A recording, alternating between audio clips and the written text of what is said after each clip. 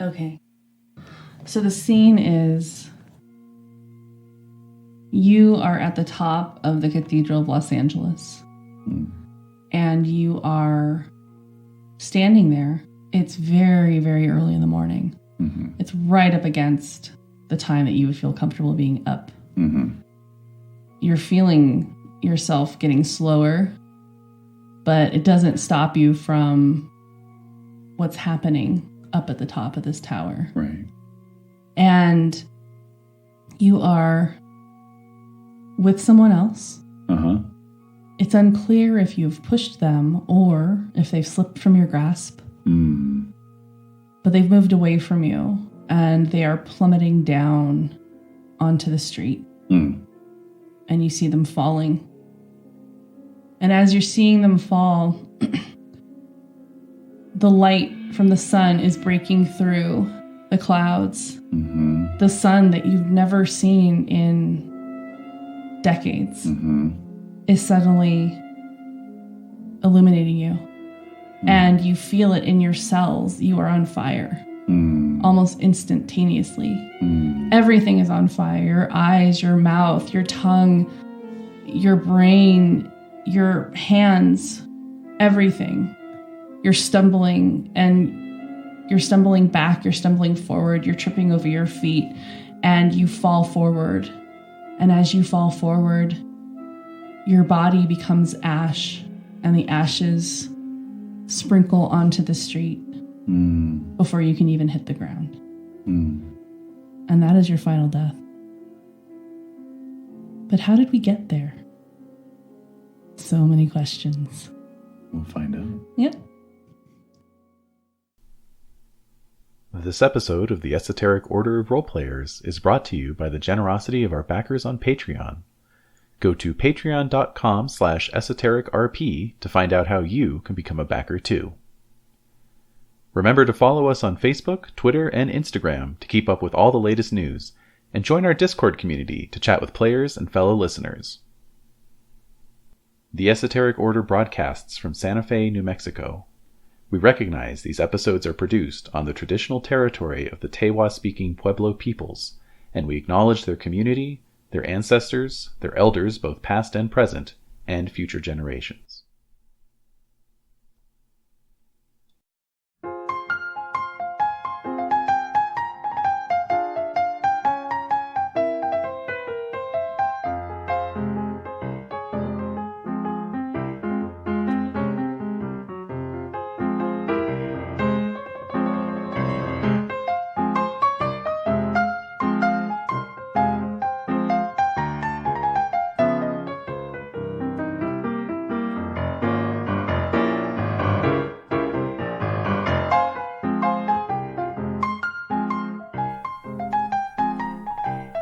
The Esoteric Order of Roleplayers present Killer-Diller, a Vampire the Masquerade duet chronicle with Desiree Valdez as the storyteller.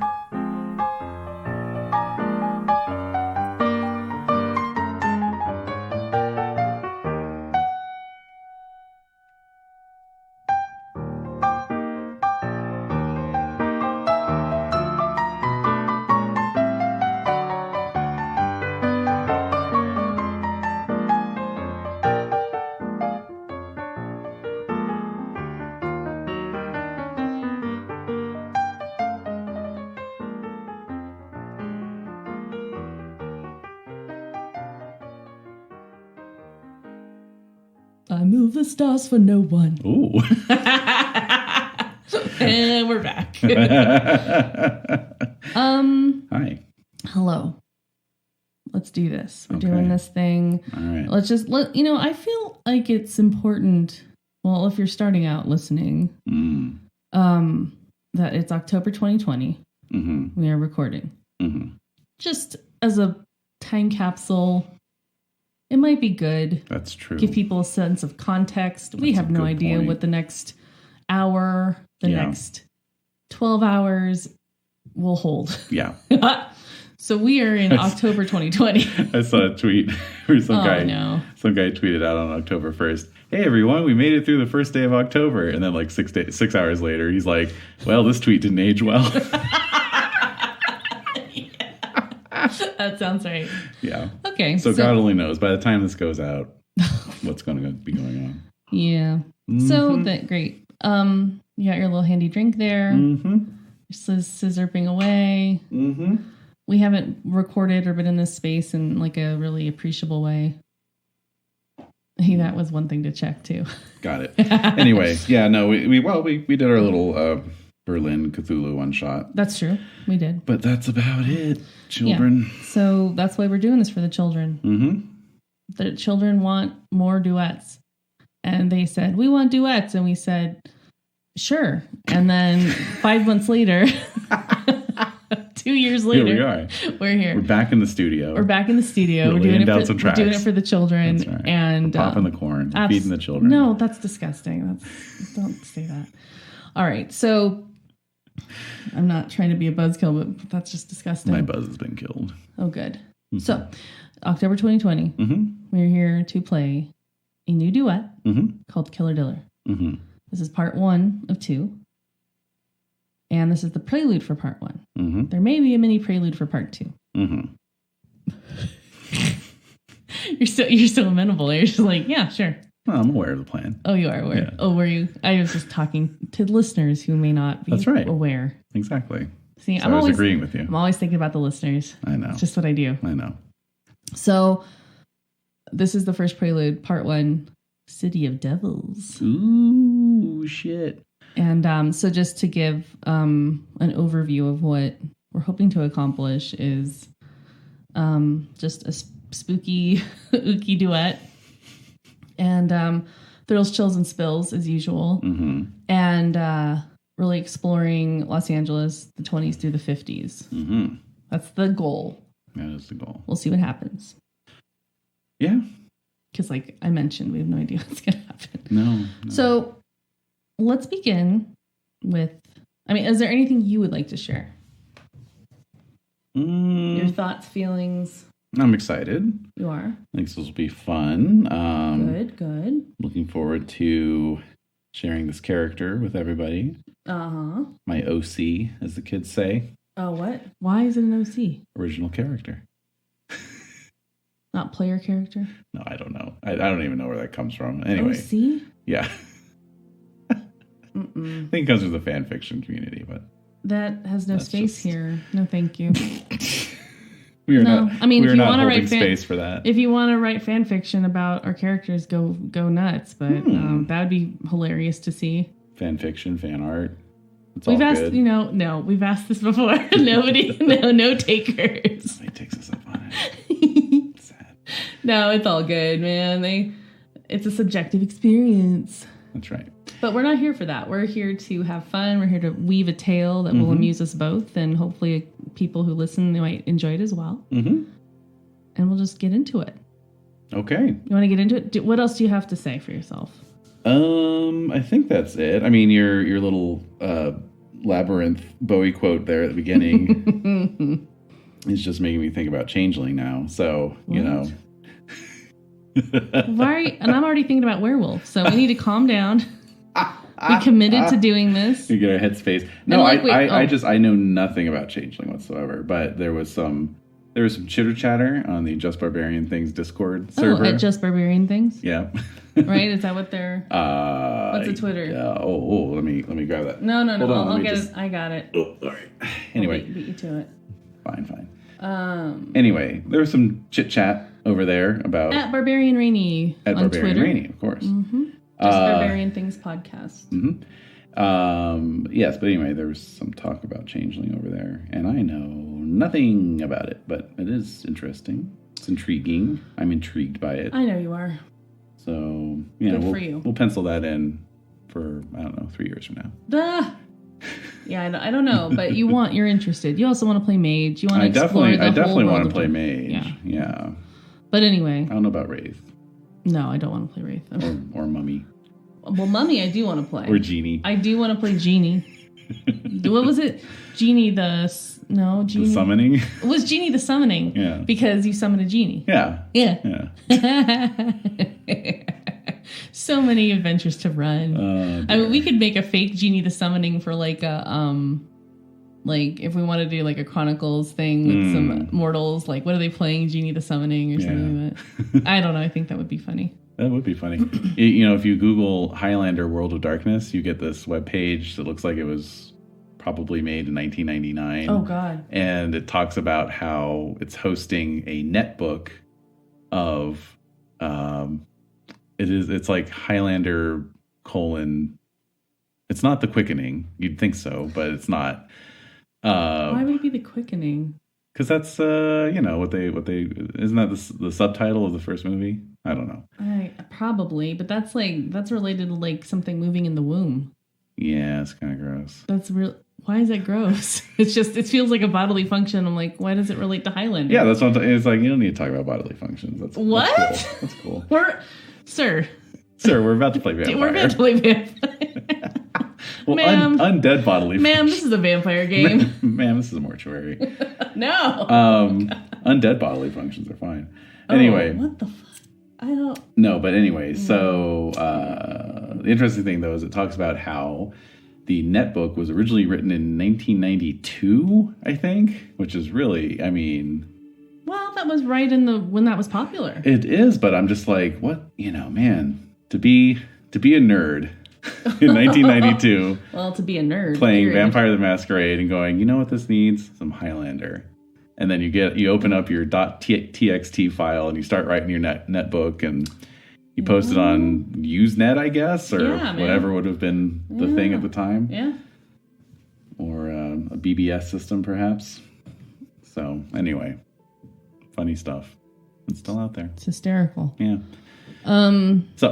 But yes, we are here to play a different kind of immortal, although ironically, also an immortal that can be forever killed by beheading. Yeah. Same with the Highlander. That's interesting. Why? What is interesting about that? You know, just sort of overlaps, mythological. Okay, parallels. I'm wrangling this back from you. So anyway, this is my game. Yeah, my game, my rules. I mean, I'm just gonna ramble over here. No. You asked me if I had any other thoughts. Those are the thoughts I had. Oh my God. Well, I'm sorry I asked. Yeah, you shouldn't have. I shouldn't have asked. No. That's my fault, everybody. I have listeners. I'm very sorry. It's off to a roaring start.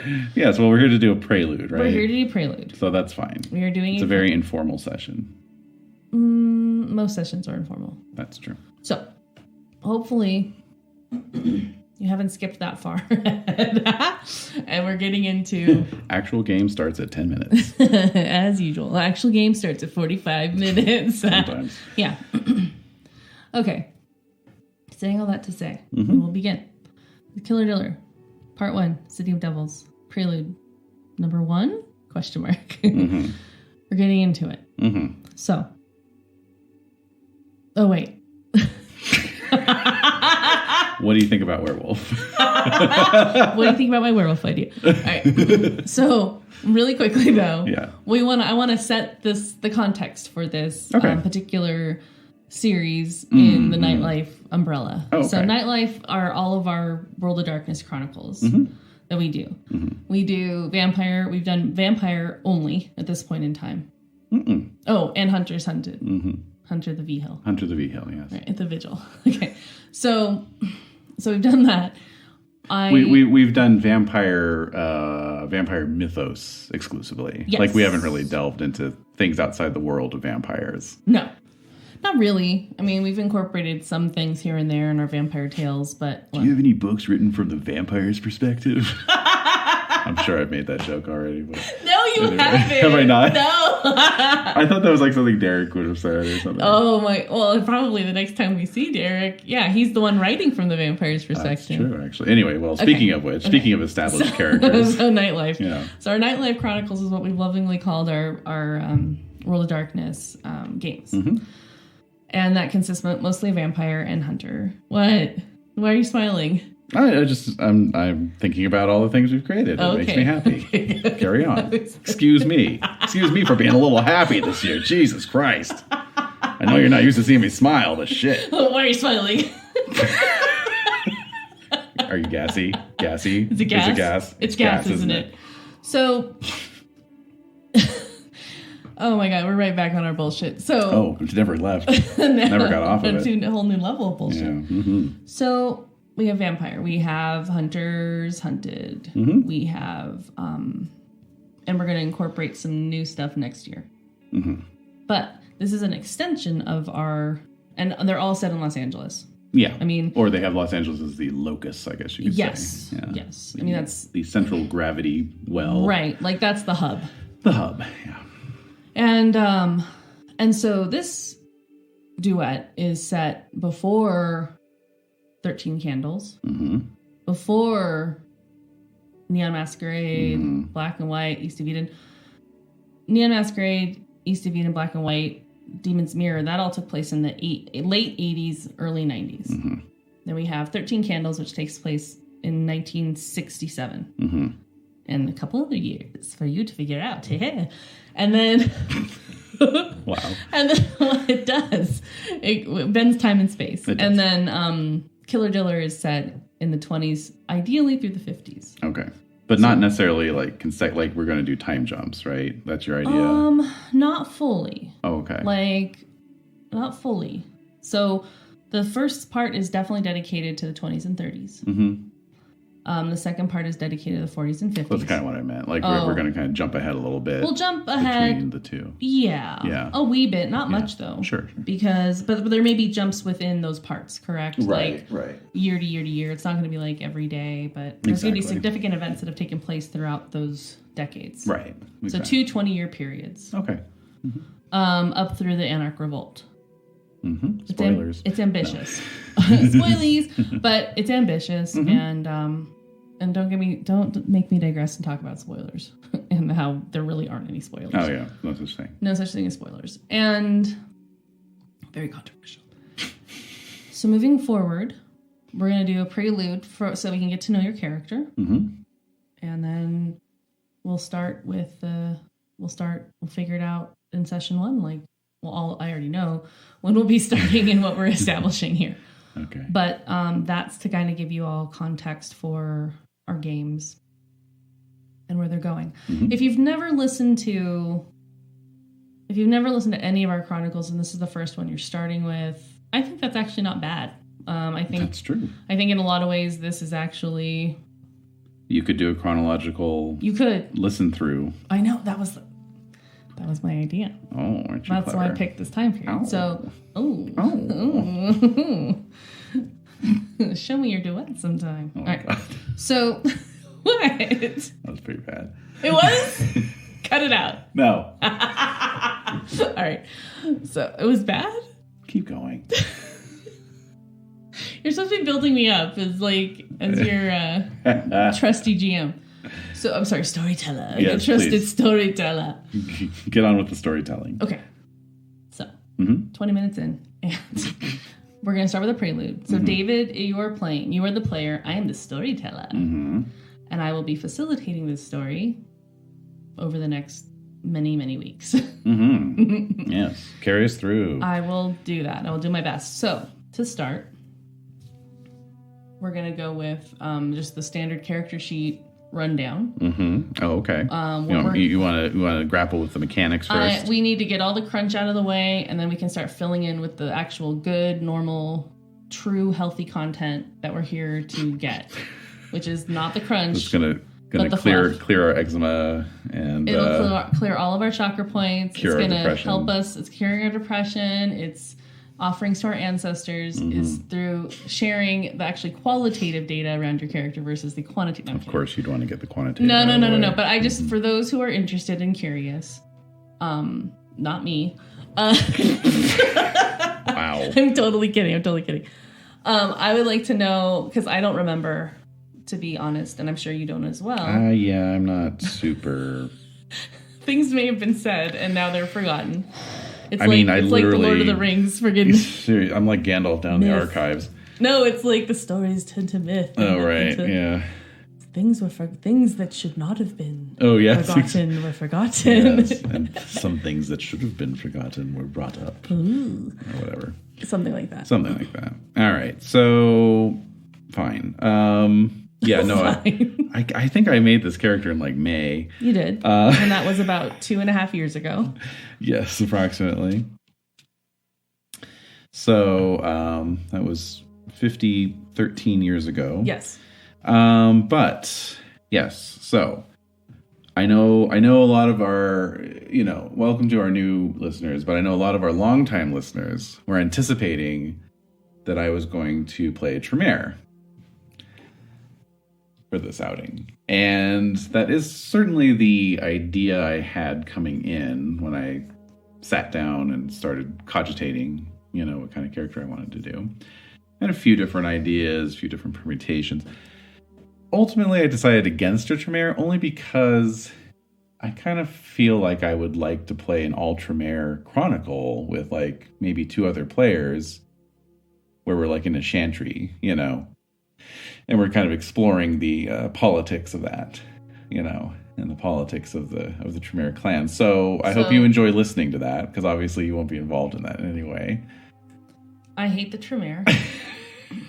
If my brother Mark wants to play with you, I think that'd be great. We'll find one other person. You can find one other person. Look, I just can't keep up with all of the spells and the nonsense and the frou-frou, like hocus pocus nonsense. Like I'm not about it. Go play a wizard. The jiggery pokery. Yeah, shenanigans, mischief. I'm not interested in it. Okay. There may be no Tremere in this. There may be no Tremere in this chronicle. Actually, that's not true. I was thinking back. I'm like, who did I? But I made a really memorable Tremere yes, you did. for 13 Candles, yes, and I love him. And so now I'm starting to feel some kind of way about it. Anyway, so long story short, you did not pick a Tremere. I did not. As much as everybody thought, oh, he's going to go for it. Yeah. No, but why didn't you pick one? Well, it wasn't because of me. No. I'd play Tremere just to spite you. I know. But that's true.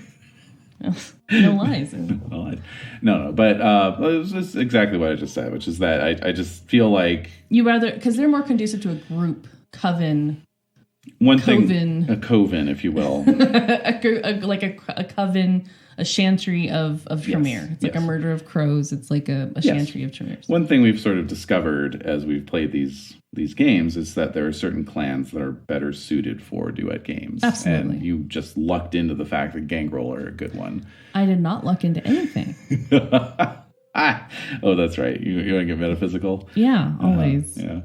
I picked it for a reason. Obviously, I knew on some level. Okay. Well, okay. So we can just say we didn't consciously realize that Gangrel were an excellent choice for Duet Chronicle because they're very self-sufficient. They are. So that being said, I did go with a clan that is community oriented, I guess you could say. It's what? Not terribly not terribly loner oriented, but also can, I think, survive on their own. And plus, I didn't want to necessarily not do blood magic, so I went with Giovanni. I'm just letting that aerate for a moment. So, me too. Let that percolate. But yeah, so I don't remember. I had a little short list of different character concepts. I don't remember what they all were. The one I eventually settled on was private investigator. Yeah, you did have a lot of ideas. I did. Had a lot. You're like, maybe I could play 2 characters, and who knows? Maybe you will. I mean, maybe I will, depending on what happens to your character. But that's true. So my concept is PI medium. A private investigator medium. Or maybe medium PI. Medium PI. I want a large PI, please. So yes. Medium. So you are a medium, meaning what? I commune with the spirits as a way of solving mysteries. Oh, I see. Like Columbo. Columbo was not a medium. Dude, he totally was. Just rewatch it. You'll see. To be fair, I don't think I've ever watched an episode of Columbo, so... Okay, that's just rude. I hope Jen isn't listening to this. She's not. That's true. Well, sorry, Jen. She probably felt it. She felt a disturbance in the force. She did. But anyway, that's my concept. That's my plan. All right. So... So Giovanni. Yeah. You're playing a medium private investigator, meaning Yes. that you commune with the spirits to solve crimes. Yes. And you're like a gun for hire. Like you're like... Yeah, I'm an independent agent living in Okay. Los Angeles. Now, one thing I've left blank is sire. I know. And we can figure that out we will. over the course of this prelude. Oh, we will. Good. So this is César Berganza. And César Berganza. Berganza, but he is otherwise known as Lucky. Mm-hmm. That's right. And his nature is chameleon. And his demeanor is enigma. Okay, so you're going to need to scan that sheet and send it to me so I can stare at it. Or make a copy of it. Stare at it. Chameleon and then what? Enigma. Okay, describe like those. the band of the same name. Grab those. So... Grab those definitions and share them with the children. All right. So a chameleon is independent and self-reliant. You carefully study the behavior and mannerisms of everyone you come in contact with so you can pass yourself off as someone else later. You spend so much time altering your mannerisms and appearance that your own sire may not even recognize you. That's weird. Spies, con artists, drag queens, and imposters best represent the chameleon. Oh, so are you going to be like shape-shifting and stuff to solve crimes? I don't know, maybe. That's weird. I'll have to look into what I can do with my various powers. Okay, yeah, we'll get into it. And then enigma is your nature, correct? No, chameleon is my nature. Oh, so I regain a point of willpower whenever I fool someone into thinking I'm someone else for my own benefit. Okay.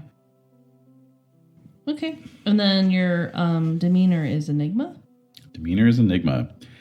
Your actions... Oh, so this is where I was thinking of Columbo. Your actions are bizarre, puzzling, and inexplicable to everyone except yourself. Mm-hmm. Your strangeness may be a residual effect from your embrace, or the most effective way for you to carry out your work. To the rest of the world, however, your erratic actions suggest that you're eccentric, if not completely crazy. Conspiracy theorists, deep cover agents, and jihad fanatics all live up to the enigma archetype. Repeat the last sentence. Conspiracy theorists, deep cover agents, and jihad fanatics all live up to the enigma archetype. So do you think you're in deep cover? Like, who are you working for? Really? Mm-hmm. Those are questions. Just you don't have to answer them, but it's just a little thought. Good question to contemplate. Thing to percolate. Yeah. Okay, so I have here that the name of the chronicle is Killer-Diller. Is that correct? Good. Yes, sir, that is correct. Okay, good. All right, so like I said, sire I left blank. We'll get into it. We'll get into it. All right, so mental's my primary. Mental. Mm-hmm. Another mental character. I know, it's weird. I'm a little like you. I usually like to make characters who can kind of fuck shit up, but I guess whenever I play vampire, I just want to... You want to play mage, yeah, I get it. Yeah, I play these like metaphysical mental vampires. It's kind of funny. Because your last character you played was a metaphysical mental vampire. It's a salubri. Anyway, so I have 4 dots in perception. Damn. And 4 dots in wits. What? Wits. Which gives me specialties. So perception, I have insightful. And wits, I have changes in strategy. What does that mean? I interpret it to mean that I can think on my feet and I can pivot really, really fast. So mentally. Yeah. So it's like it's hard to catch me off my guard, basically. Like if I was trying to... Like you couldn't get caught in a lie. Yeah, or even if I was trying to like bluff my way into a club or something and they wasn't working, I could just immediately come up with some other strategy like on the spot. Good luck. Good luck. Look over there. Yeah. Whatever. Look over there. Yeah. Or just punch the guy in the stomach. Anyway, but that does leave me 2 dots in intelligence. I'm not much of a... that's average, but I'm not much of a, like, bookworm You're not an intelligence one doofus. Like no, Aaron I'm not a Evans. doofus, but... Right. I'm not a himbo. Oh, but... dreamy. Sweet himbos. But... protect them at all costs. What? The himbos will save us all. That's true. Anyway, but yeah, no, I'm not like I'm not a learned man. I rely on my wits. On my wits. On your wits. On my wits and my ability to read the room, basically. Yeah, you have like a high emotional intelligence. A high emotional intelligence. Not a high like academic intelligence. And I feel or strategic, logical, maybe? I think it's definitely strategic. Yeah, it can be. Oh, it is. Okay. Yeah. But not in like this is just like Hannibal's maneuver at the Battle of Lake Trasimene. You know, it's like that kind of thing. Okay. I think that, I can read the room and I can figure out what's going on to such an extent that it almost bleeds over into my mediumship. Where it's like sometimes even without talking to the spirit realm, it can seem like I'm party to information that like I shouldn't know. You know, it's your classic Agatha Christie detective kind of thing. Like a Poirot thing. Yeah, exactly. We should probably watch some of those just so I can get into that mindset. But dude, you're already there, man. I know. You don't have to worry about it. It's just there's no excuse to watch Poirot. You just watch it because you enjoy it. Poirot, you mean? Poirot. Poirot. I'm dumb. No, you're not. Please have mercy. Have mercy. Poirot. Pois. I did not study French or France in high school. You are a disgrace to your name. I am not. All right. So I don't know why it was named this. Don't ask me why. I don't have any French in my family. I only have Basque, but that's it. Like, that's the closest to France. That's the closest to France. Okay, so Poirot. Poirot. Poirot. Row. Yes. I think I said it right before. You said Poirot. Anyway, moving on. So secondary is social. I put 3 dots in charisma and 3 dots in manipulation. Just because, I think that would help with investigations. Definitely. That leaves 2 dots in appearance, average appearance. My sort of mental image of this guy is Fred Ward circa 1990. So if you've seen Tremors, if you've seen Cast a Deadly Spell. Well, first of all, if you've seen Cast a Deadly Spell, I'm very sorry. I'm sorry. I'm very sorry you saw that. But that's basically all of. I mean, that's David's character, and so I've been attempting to create something. Plus, he was in another. He was in Henry and June. Henry and June, yeah, where he played Henry Miller. So. Around the same time. So yeah, but he was balding and didn't look right. Yeah, he shaved his head. Right. But if he had a hat on, anyway. Yeah. So saying all that to say that I'm trying to create something where you can see a visual representation of these characters. It's going to take a little longer because, as you know, the perpetual thorn on my side is Obsidian Portal. Because I just have a freebie account and they've decided to make all these other things exclusive. We're looking at other options for that. Well, so no, we'll see. I've already created another option for it. So if anything, I'm just gonna make something and share it with people. Ooh. And I'll create a link and you all can look at it. Oh, I get you. Because I am one of your famous character. What would you even call those?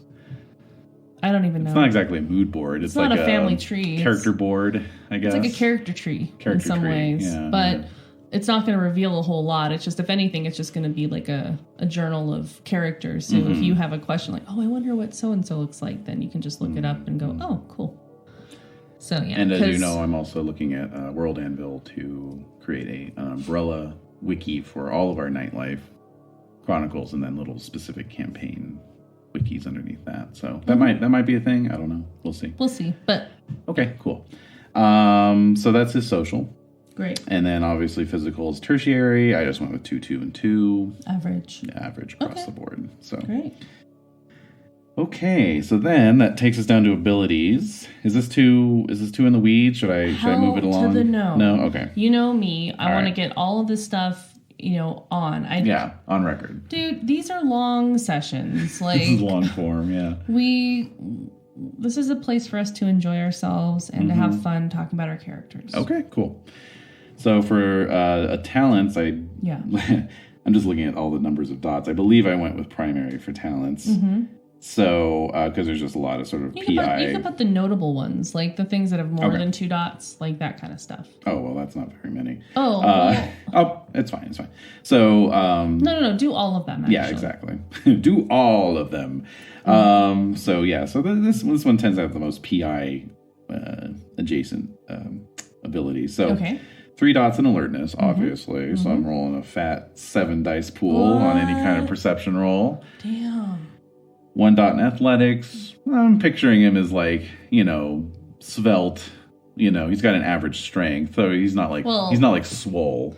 Well, when was he embraced? Like, we have to talk about this. We'll get to that. In terms of the time period, what he was able to eat, how he grew up, all of those things would contribute to his, how old does he look? Like, all that other kind of stuff. So, but I think a 2 covers it, because you're a well-nourished man. Yes. And you were a well-nourished man when you were I was embraced at age 40.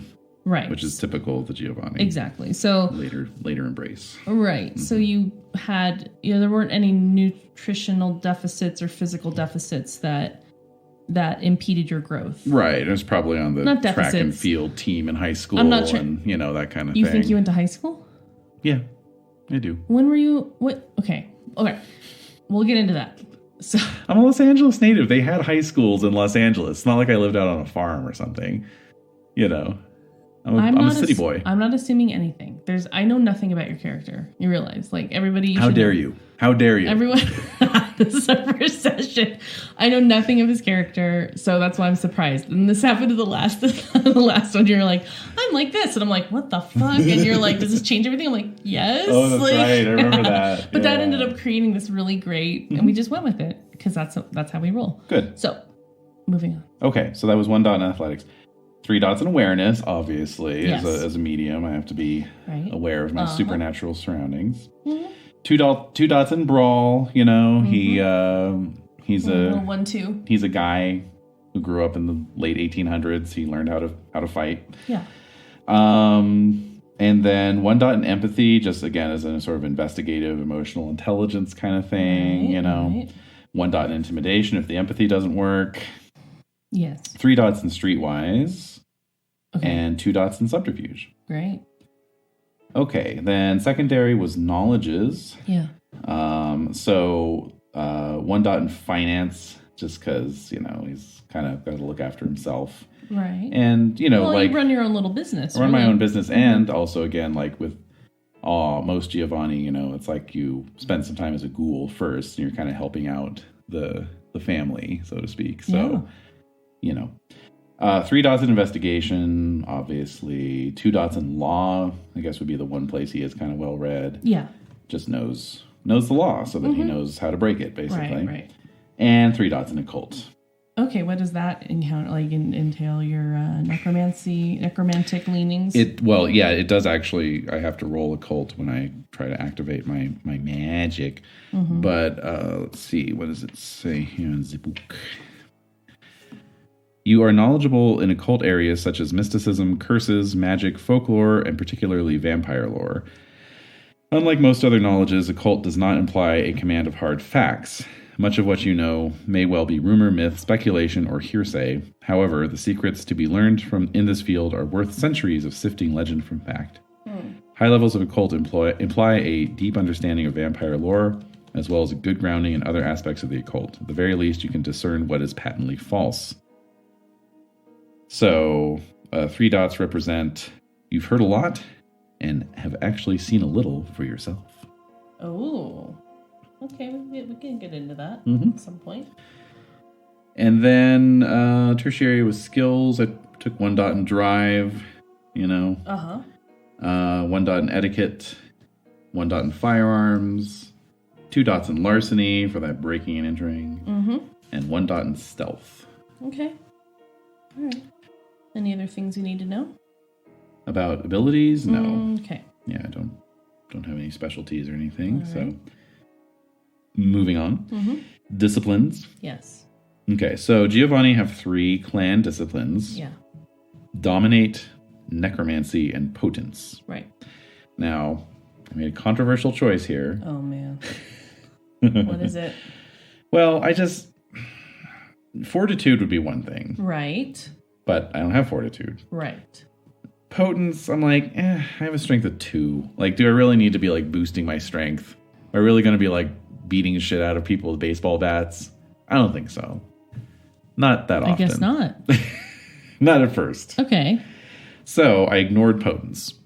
And I put 2 dots into dominate and 2 dots into necromancy. Okay. What does that give you? What does that mean? What does that mean for your weekend? Exactly. So let's go to dominate, which is, let's see, that's animalism. Don't want that. Celerity, okay. Dementation, dominate. Okay. 2 dots. That is page 152. And so with 2 dots, I can command and I can mesmerize. What? Mm-hmm. Okay. So this will be interesting for you. Yeah. to be dealing with dominate from a, reactive rather than proactive perspective. What do you mean? Well, normally I'm the one as a storyteller working dominate on your characters, like you're trying to dodge dominate. That is true. Whereas my character's over here going dominate. Yep. Anyway, so command is just, pretty simple, straightforward. Yeah, you lock eyes with the subject and speak a one word, and then the subject must obey immediately. Mm-hmm. Yep. And then that's manipulation and intimidation. Yes. So then mesmerize. Yeah. That would be four dice. That's not bad. Not too bad. And then mesmerize, you can verbally implant a false thought or hypnotic suggestion in the subject's subconscious mind. Mm-hmm. Which Aaron But the had. kindred and target must be free from distraction. Mm-hmm. Requires intense concentration. Mm-hmm. Oh, I just saw their manipulation plus leadership, so I should probably move. I think I'm going to move a dot out of empathy and into leadership. Oh. There we go. Okay. So anyway, it's not a super strong discipline for me, obviously, because I don't have a lot of dice to play with there. Yeah. But it's something. It's like a backup, that I can try. Okay, so cool. Okay. So then necromancy. That's obviously the big cheese right there. It's definitely special. Mm-hmm. It's so fucking special. You know what? So, all right. So I took... about that. So there's multiple paths. What page are you on? 160. Okay. There's multiple paths within necromancy. I went with the classic, starter set, which is the sepulcher path. Sepulcher. The Sepultura path, which is... it's a sepulcher path. My goodness. Like, I'm going to look this up to see how you actually... Because I pronounce it sepulcher. Sepulcher. No, you're right. No, you don't even need to look it up. I tripped over the pronunciation because it's... Like... It's two P sounds in a row. Sepulcher path, which is very weird. Oh, sepulcher path, yeah. Sepulcher path. No, just sepulcher path. Madame Sepulcher path. Poirot. Poirot and Madame Sepulcher path. Okay, all right, so you have how many dots? I have 2 dots. So witness of death is dot 1, and then summon soul is dot 2. So it looks like witness of death... You must perceive the dead, attuning to unliving senses to the presence of the incorporeal. Mm-hmm. How do you feel about that? I'm fine with that. You're That's excited? Fine. Is it good? Yeah. Ghosts resent being spied upon. Yeah. No, they don't like it. And more powerful shades may use their own powers to inflict their displeasure on the incautious. Yeah. So, like, what are you looking at? That kind of thing. Yeah, exactly. It's like how we act in our own home. Mm-hmm. Why are you looking at me? Why are you looking at me? Why are you smiling? You were the ghost in that situation. Why is this person smiling? Is it because of me? All right, so summon soul allows a necromancer to call a ghost back from the underworld for conversational purposes only. Oh, what? No boning. No boning allowed. In order to perform this feat, the vampire must meet certain conditions. So you must know the name of the wraith. Yep. Through an image of the wraith obtained via witness of death. So somebody has to have... You've seen it. So I have to know their name or have seen them via witness of death. Shroud sight. Or aspect. So basically it's just saying you have to either know their name or see them. Got it. And then the object with which the wraith had some contact in life must be in the vicinity, though it need not be something of significant importance to the ghost's living consciousness. So... piece of the ghost corpse works well for this purpose and even provides a -1 difficulty modifier. Sweet. Oh my god. I'm just thinking about all the things that happened with certain people in certain situations in certain chronicles. And I'm like, okay. So certain ghosts cannot be summoned. Vampires who achieve Golconda before their final death. Hey, that answers your question from yesterday. You were like, can vampires become wraiths? This would seem to indicate they can. They can. But if you've achieved Golconda, you cannot be summoned. Or who were diablerized or beyond the reach of the summons. Damn. Oh, damn. Dude, diableries. Likewise, many ghosts of the dead cannot be called. They're destroyed. Yep. Unable to return to the mortal plane or lost in the internal into storm. oblivion. Ergo, the subtitle of Wraith, the Oblivion. Yes, we know. Okay. Well established. Thank you. We get it. All right, cool. Anyway, so that's manipulation plus occult. So great. And Shroud Sight is perception plus awareness. So you have Shroud Sight? Or not Shroud Sight, sorry. Witness of Death. So those are both pretty decent pools for me. And then I also got one, parentheses, numeral 1, ritual. One ritual? Yeah. Where is that? What page is that on? Those are, I believe, at the end here. Okay. Necromantic Rituals, page 177. 177. And so I took Insight. This ritual allows a necromancer to stare into the eyes of a corpse and see reflected there the last thing the dead man witnessed. Wait. You picked Insight. Mm-hmm. Okay, so there's a couple level 1 rituals. Mm-hmm. The power cannot be used. Blah, blah, blah. Yeah, we know. Okay. I'm just highlighting some things in the book here so that I can. So, Insight. This ritual allows a necromancer to stare into the eyes of a corpse and see reflected there the last thing the dead man witnessed. The vision appears only in the eyes of the cadaver and is visible to no one except the necromancer using Insight. The player rolls as normal as the vampire stares into the target's eyes for 5 minutes. Do you need 5 minutes to do this? Mm-hmm. The number of successes... Okay, so the power can't be used on those who reached Golconda or where the eyes are missing or advanced decomposition has already occurred. Gross. So this needs... Gross. We're playing vampire. All right, so I think... yeah, okay, cool. Well, interesting. Yeah. Okay. All right. 5 successes, full sensory perception of the hour leading up to the target's death. That's crazy. Good luck. Anyway, it's intelligence plus occult, so not my strongest suit. Well, then why did you pick that one? Well, that's all necromantic rituals are intelligence plus occult. Yeah. Oh, I see that now. It's 5 dice, you know. Well, you can increase your occult. Oh, yeah, for sure. Okay. Yeah. So those are my disciplines. Cool. Mm-hmm. Where else are we going on this character sheet? I should have had one in front of me in order to... That's fine. Facilitate I'm just going in order. Better. I'm just going down the sheet. Right, I know, but I wish I had the sheet in front of me so that I could be like, oh, okay. What are you trying to say? You're trying to say I'm not doing a good job? No, I'm saying I'm not doing a good job. All right, so under backgrounds, yeah, I took 3 dots in contacts, obviously. Okay. So this is, you know people all over the city. When you start making phone calls around your network, the amount of information you can dig up is impressive. Rather than friends you can rely on to help you like allies, contacts are largely people whom you can bribe, manipulate, or coerce into giving information. You also have a few major contacts, associates who can give you accurate information in their fields of expertise. You should describe each major contact in some detail before the game begins. In addition to your major contacts, you also have a number of minor contacts spread throughout the city. Your major contact might be in the district attorney's office, while your minor contacts might include beat cops, DMV clerks, club bouncers, or members of an online social network. One of those. Oh.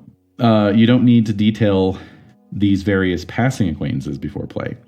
Instead, to successfully get in touch with a minor contact, you should roll your contact's rating, difficulty 7. You can reach 1 minor contact for each success. Of course, you still have to convince them to give you the information you need, assuming they can get it.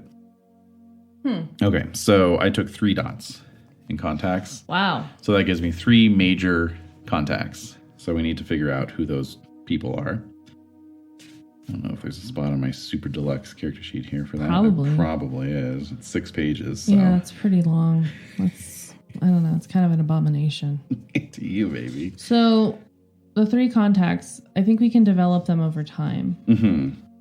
The contacts may or may not have your best interest at heart. I mean, they're just contacts. The rulebook does specifically say that you should work out the contacts before the game starts.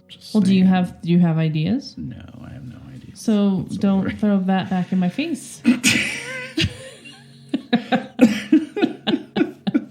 I think you did not throw that in my face. You did not throw that in my face. Well, I think in terms of contacts, we'll figure it out. I think we will figure it out in the prelude. As we get more questions answered, That's fine. We'll get into it.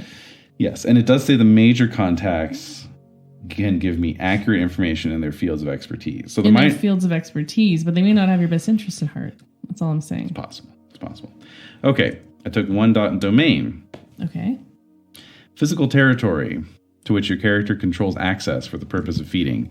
Some kindred refer to their domain as hunting grounds. Most jealously guard their domains, even invoking the tradition of the same name to protect their claims. But that's like in a Camarilla setting, like this is. Like this is. Like this is very Camarilla. It is. As first. Part of this background, the character's claim to the domain is recognized by the prince or some other kindred authority in the city where it is located. The kindred also claims the domain can't keep the living inhabitants from going about their business, nor does she exercise any direct influence over them, but she can keep watch herself and mind their comings and goings. She can also have allies or retainers, specifically look for unfamiliar vampires, alert her when they find some. Domain refers specifically to the geography, in most cases a neighborhood or street, and properties on it, as opposed to the people who may dwell there, which is the emphasis of herd. Domain plays an important part in kindred society. Vampires who lack significant domain seldom earn respect, but it isn't an automatic entitlement or status among the damned. You may designate one or more dots in domain to increase the security of your character's territory rather than its size. I don't know. All right. So I took 1 dot because 1 dot is a single small building. Okay. Right. So that's like your office workspace? It is my haven, but it's the entire building in which my office would be located. Do you live in an apartment then? Like it's like people have their offices and living spaces in the same building? Like one Probably. of those places? I'm thinking it's in Bunker Hill. Yeah. You know? Okay, again. Mm-hmm. All right. What do you mean again? Oh, that's because of 13 Candles. That's where we set, Yeah. So, yeah. Okay. Small. It's like an apartment building. Mm-hmm. And it's people have offices and living spaces. Or is it just offices and you happen to live in your office?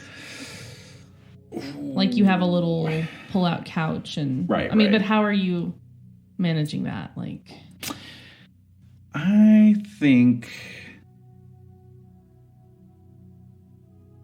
it is just offices. Okay. And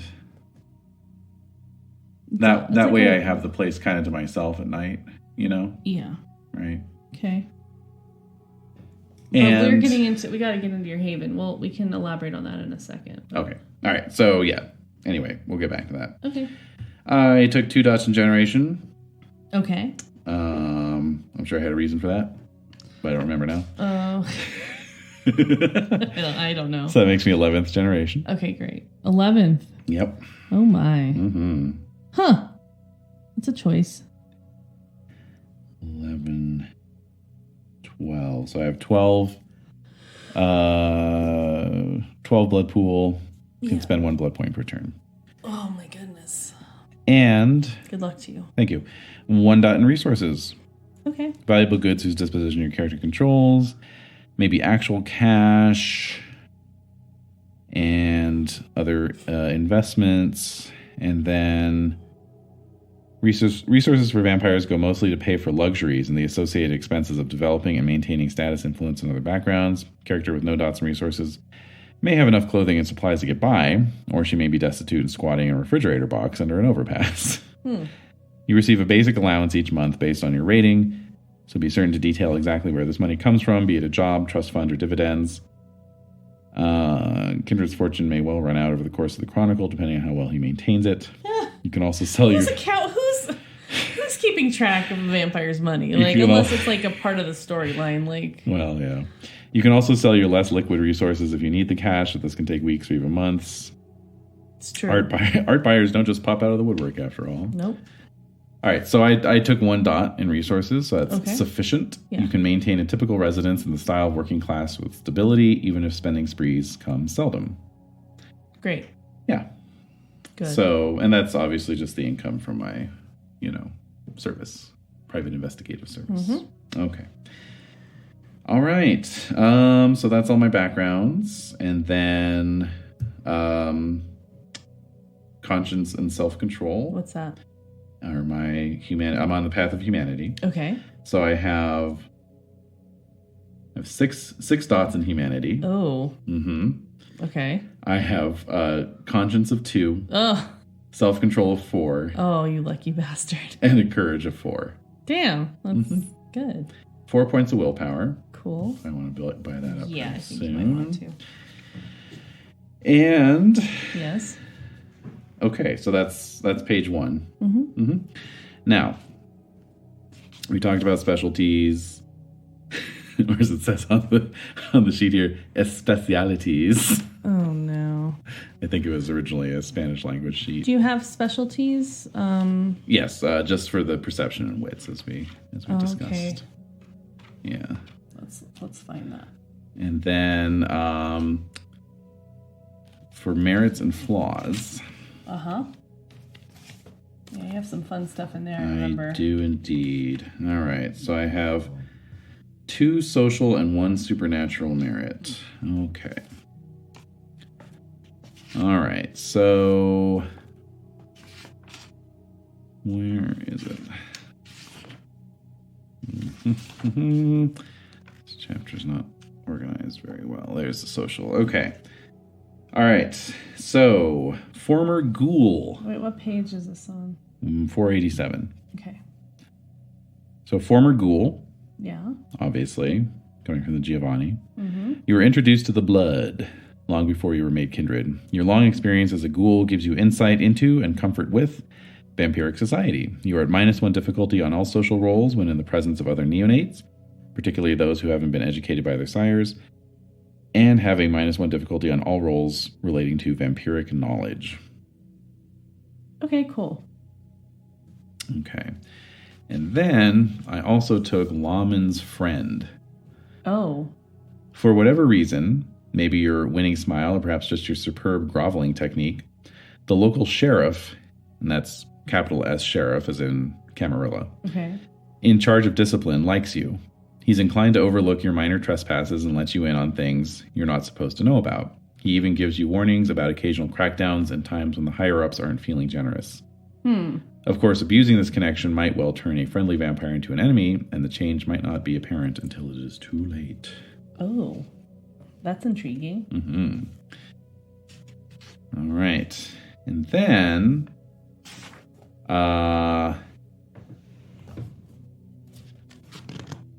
where do the supernatural ones start? Oh, man.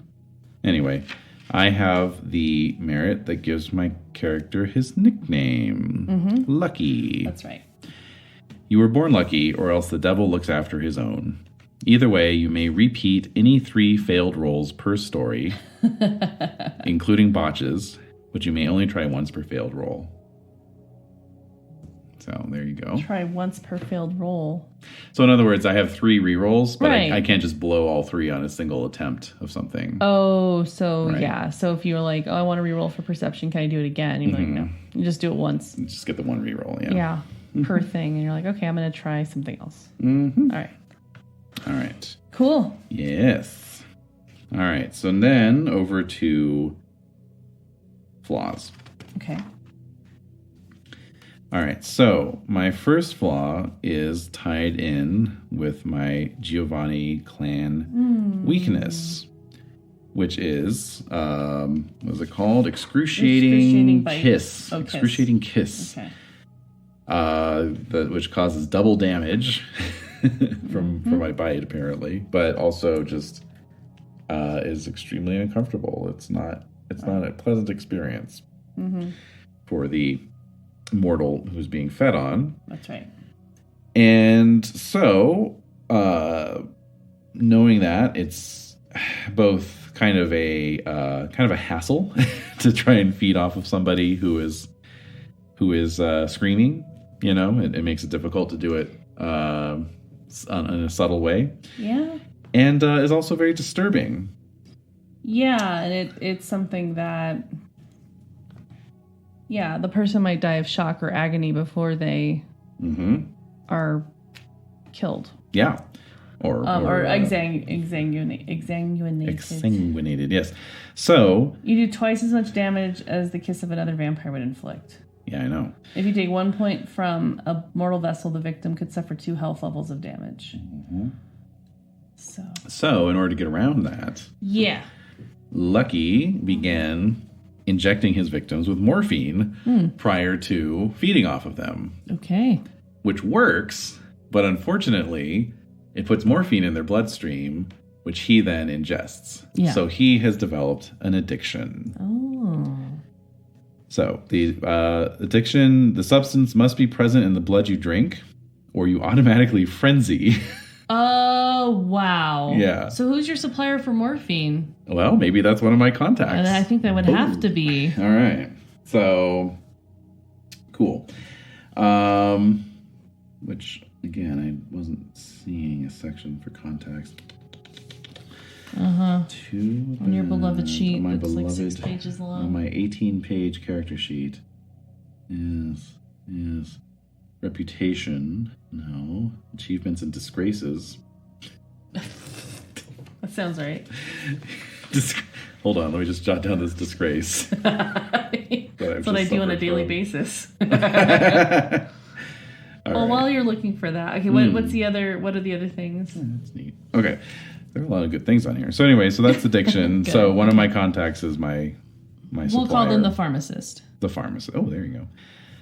Okay, this substance always impairs you in some fashion. See Poisons and Drugs, page 301. What? It gives you what? It always impairs you in some fashion. Oh, yeah. Dude, well, I already have an idea for that. The vampire subtracts 2 from dexterity and all ability dice pools for 10 minus stamina minutes and experiences a dreamlike state for 12 minus stamina hours. With morphine or like an opiate? Mm-hmm. I'm thinking there also needs to be, depending on how many blood points you take, that we're going to kick it into blackout. Sure. So we would have you roll to see if you black out. That's fine. Difficulties of frenzy rolls are also increased by 1.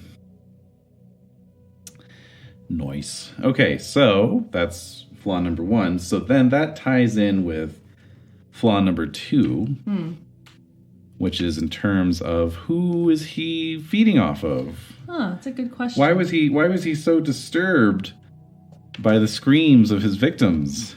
That's a really good question. Like, I mean, he's Humanity 6, which is not horrible, but at the same time, like,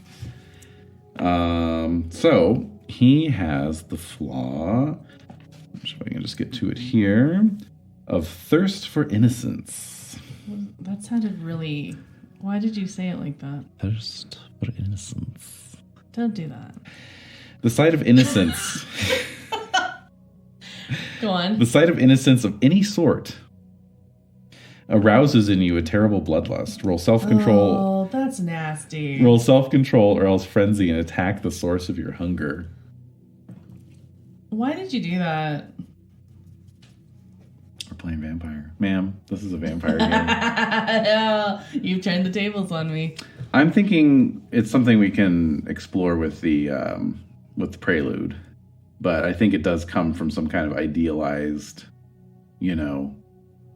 part of his mortal life, But why does it make you want to drink blood? It got transmuted during the embrace. It got warped. Okay. Yeah. All right. Okay. We'll figure it out. Mm-hmm. And then lastly, we have the other element of this character concept, which we finally come to, which is sleeping with the enemy. Mm-hmm. And so that is a 3-point flaw. Yeah, it is. It's a big one. What I do to myself. All right, so... I've already created her. Good. You know what? I decided I don't want that. Well, I guess who you're getting. You have some sort of intimate connection with a member of an opposing sect or inimical clan. You may have a lover, a child, a friend, or a contact working the other side of the fence, but regardless of politics, you retain a friendly or more than friendly relationship with your putative foe. Your close ties to someone on the other side would be regarded as treason by your superiors within the sect, and if you are discovered, the penalty will surely be death. Mm-hmm. So that's something we talked about because another character concept I had was cult leader.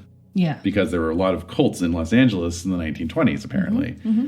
And so I thought, well, I'll split the difference. If I'm not going to make that character to play, I can still have that character in my life. Oh, yeah. So, yeah, she's some kind, I don't know, you've got the details, so I guess we'll establish that. Mm-hmm. But she's some kind of,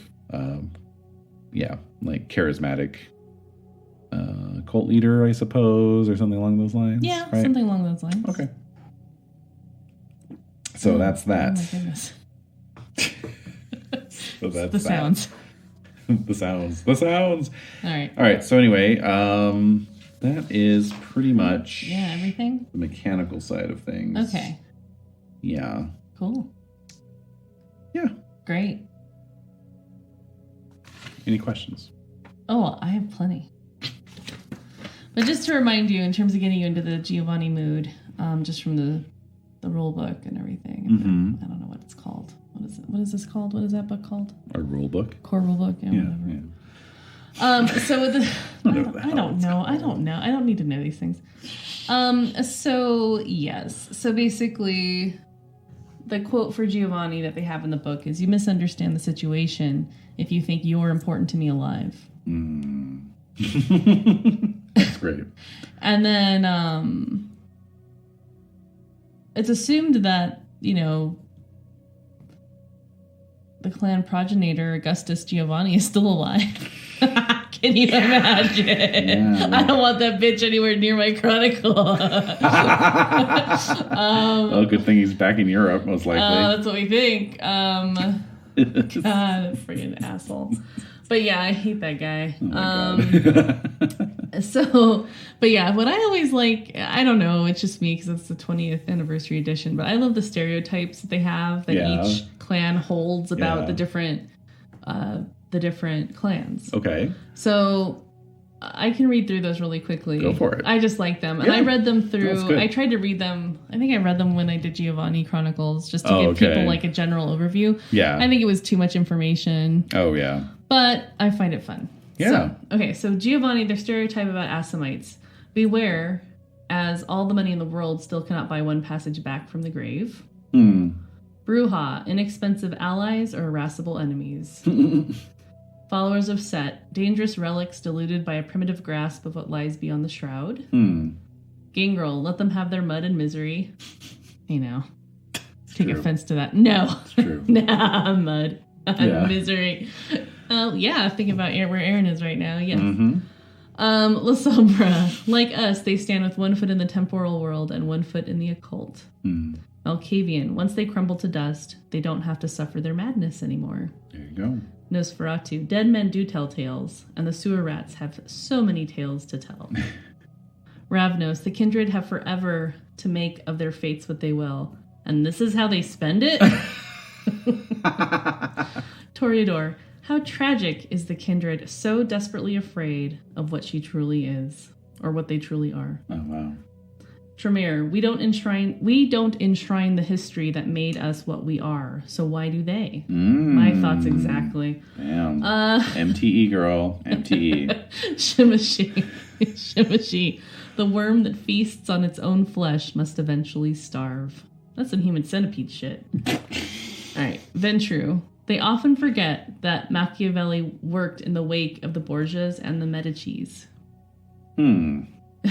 That's a deep cut. That's super deep. Caedip, without knowing their origins, what can they possibly amount to? Damn. Camarilla and Sabbat, let them have their endless war, for if we grow rich by selling each side what it needs to continue the effort. And then Anarchs, until they build something of lasting import, they are the ugliest of the sisters. Ooh, shit. So what the hell, man? So they're just happy being independent douchebags? They're independents. Just independent douches. Sounds like they're most sympathetic to the La Sombra, though. Yeah, like that's like, okay, I can respect you. You're just as powerful as me. Respect the La Sombra. Respect the La Sombra. Okay. Yeah. Gotta respect the La Sombra. Oh, you gotta respect them. Okay. So, all right. So let's get into the qualitative piece here. Okay. Unless you had any other questions, observations, thoughts about César. No. Okay, lucky. Yeah. Lucky. Either way. So, yeah, let's do this.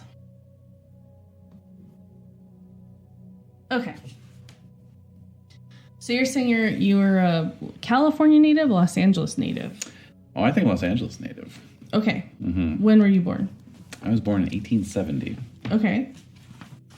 And taking it where? all the way back. Where? That's a good question. Oh my God. What? What? So what's your ancestry? Ancestry. I mean, what is ancestry really? No, he's hold on. I know you don't want my phone now. Wait, so you have 1870 or 18? Okay. 1870. Not 1817. I just want to make sure. Yeah. All right, let me just double check something here. I mean, I had all these things in my head. So, are you in Southern California, Northern California? I mean, if I'm a Los Angeles native, I was born in Los Angeles. I mean, that's that, right? No, because Los Angeles didn't exist. Sure it did. Girl, all right. We'll get into it. Let's get into this. We're going there. All right. Los Angeles was established. The Pueblo was Pueblo. The Pueblo. Oh, you're right. The Pueblo was established September 4th, 1781. So what are you going to say? We played Zorro, where I repeatedly mentioned Los Angeles. There was a lot going on, and that was like 5 years ago, so please don't. And so the city status, it was incorporated in 1850. So so you're part of this very young city. The city status was established in 1835, incorporated in 1850, named for Our Lady, Queen of the Angels. So with that being said... let's get into it. So we'll have Los Angeles proper. Yeah. Let's see. Wow. There's a little Warner Brothers just... Okay, so I'm thinking that what area, so you were born there. So what was your family like? What were you born into? Okay. Was it a Spanish? It's Spanish, obviously Spanish-derived. Spanish-derived, Hispanic, if you will. Hispanic, Latino. Spanish-speaking, yes. Oh, you can speak Spanish? I guess. I mean, I didn't spend any dots on it or whatever, but... No, why should you? We don't have to spend dots when we're like, we can speak English. I mean, you don't have to speak dots for your native tongue. But in terms of being bilingual, I don't know if you have to spend dots or not. F it. I don't care. F it and Jeff it. No, you were raised with both. Okay. I don't think you should be penalized for the fact that you're bilingual. That should be a strength. So whatever. That's nonsense. Good. So, all right. Great. Excellent. So was your mother Mexican or your father Mexican? Because there was probably Mexican heritage. Definitely Mexican heritage. Yeah, although apparently Berganza, I'm just doing some Googling here. How do you spell it? Apparently Berganza, Berganza. Yeah. It is most commonly found in Guatemala. Interesting. Yes. But that isn't to say it isn't found other places as well. And so, yeah, I think probably we'll say that my mother was from Mexico. And my father was like maybe second generation Angelino. Right? Wow. Like his grandparents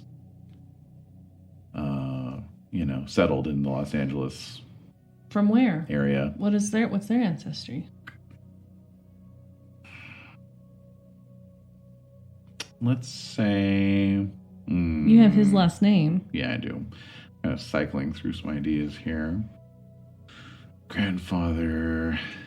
Let's say... actually, let's say that he was Spanish. Yeah. And,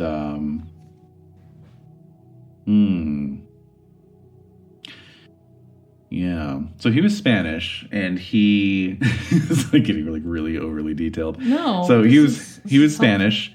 He fought on the side of Spain during the Mexican War of Independence. Okay. But then it actually liked, this part of the world so much that after he mustered out of the army, he emigrated back to Mexico, the new country of Mexico, and settled in Los Angeles, which was part of Mexico. Yeah. And so there you go. I met your mom. And then, and then that was my grandfather. Oh, your grandmother. And then, I met my grandmother. Maybe brought her over. Who knows, right? Mm-hmm. And then my father was born in Los Angeles, and then met my mother, who, however they met, right? Maybe he had to go to Mexico for business or school or something, or maybe she was up there for some reason, whatever. Their paths crossed. They got married. I'm born in Los Angeles when it's still this like rinky-dink little pueblo kind of, arrangement. And I grew up there. I grew up in Los Angeles. Okay. So, like, you were basically where like Olvera Street is today is where you grew up. Exactly. And Olvera Street. Oh wait. Yeah, so Olvera Street was established in 1877. Oh wow. Okay.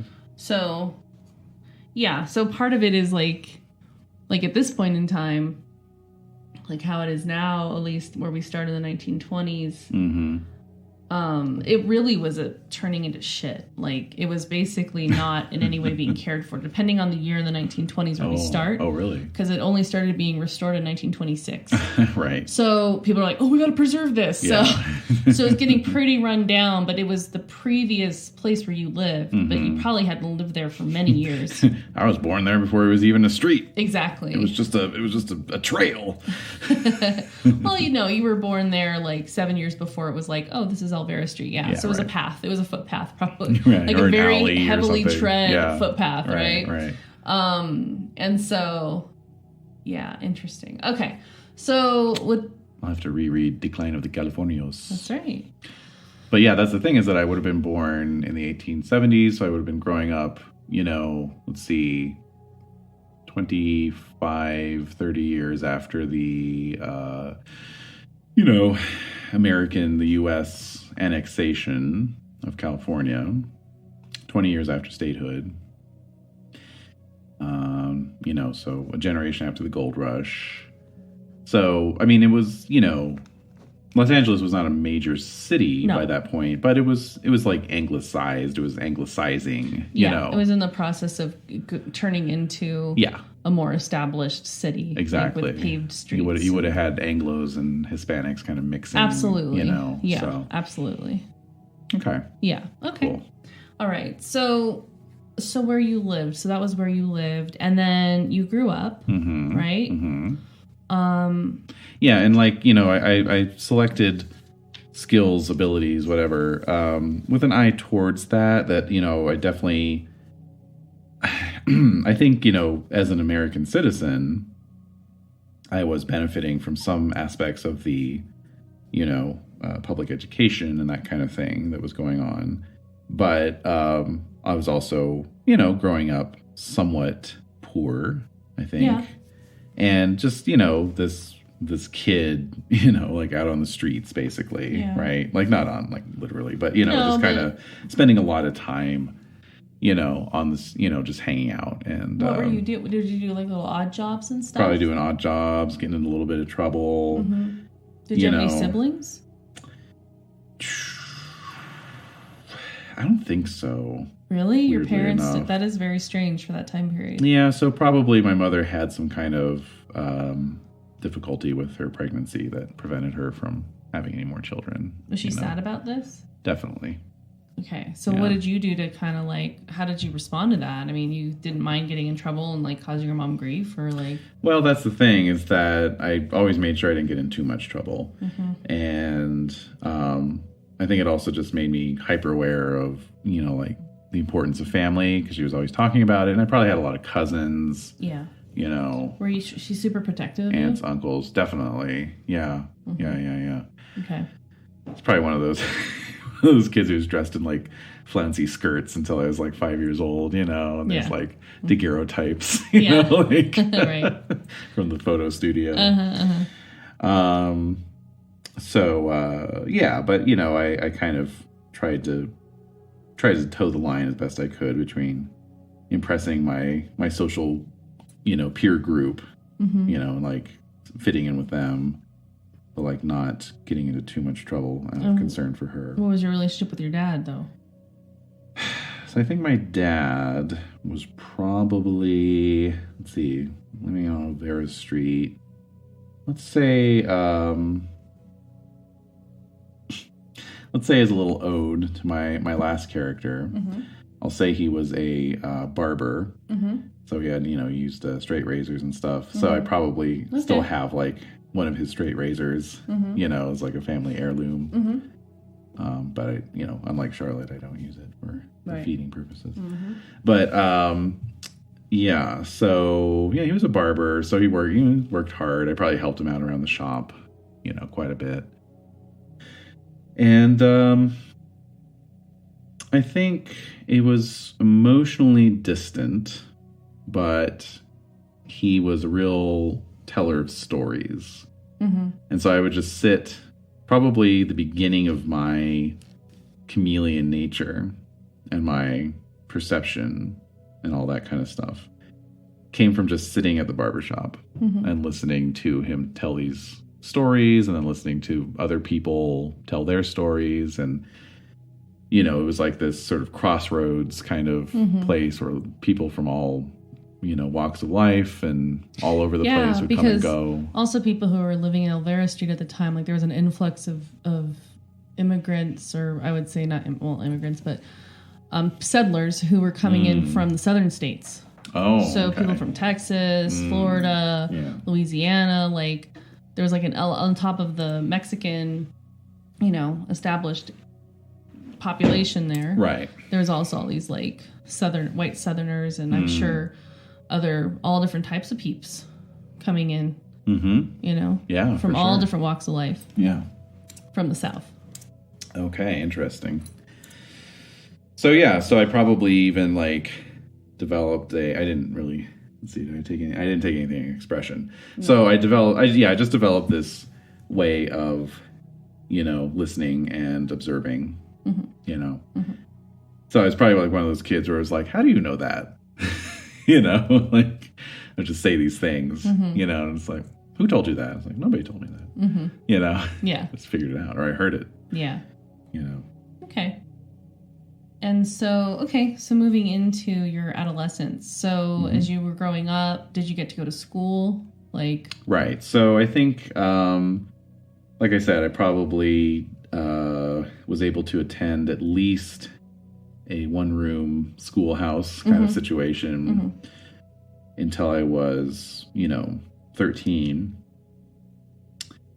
At which point, there would have been I don't know if LA even had a high school in the 1880s. If not, it would have been a situation where I would have been sent off to boarding school. So, okay. We'll find out here in a moment. With the power of the internet. Okay, yeah. I mean, it was established in 1890, so it was past your ability to... So and you can forgive me if I'm not, but I'm thinking that you might have been sent to Mexico for school. Ooh, I'm into that. Sure. Just for a couple of years. Just to, have that connection. I mean, if you're... Catholic school? Yeah. Oh, definitely. Oh, absolutely. Oh, absolutely. So I think that there was probably some boarding schools in Mexico. Sure.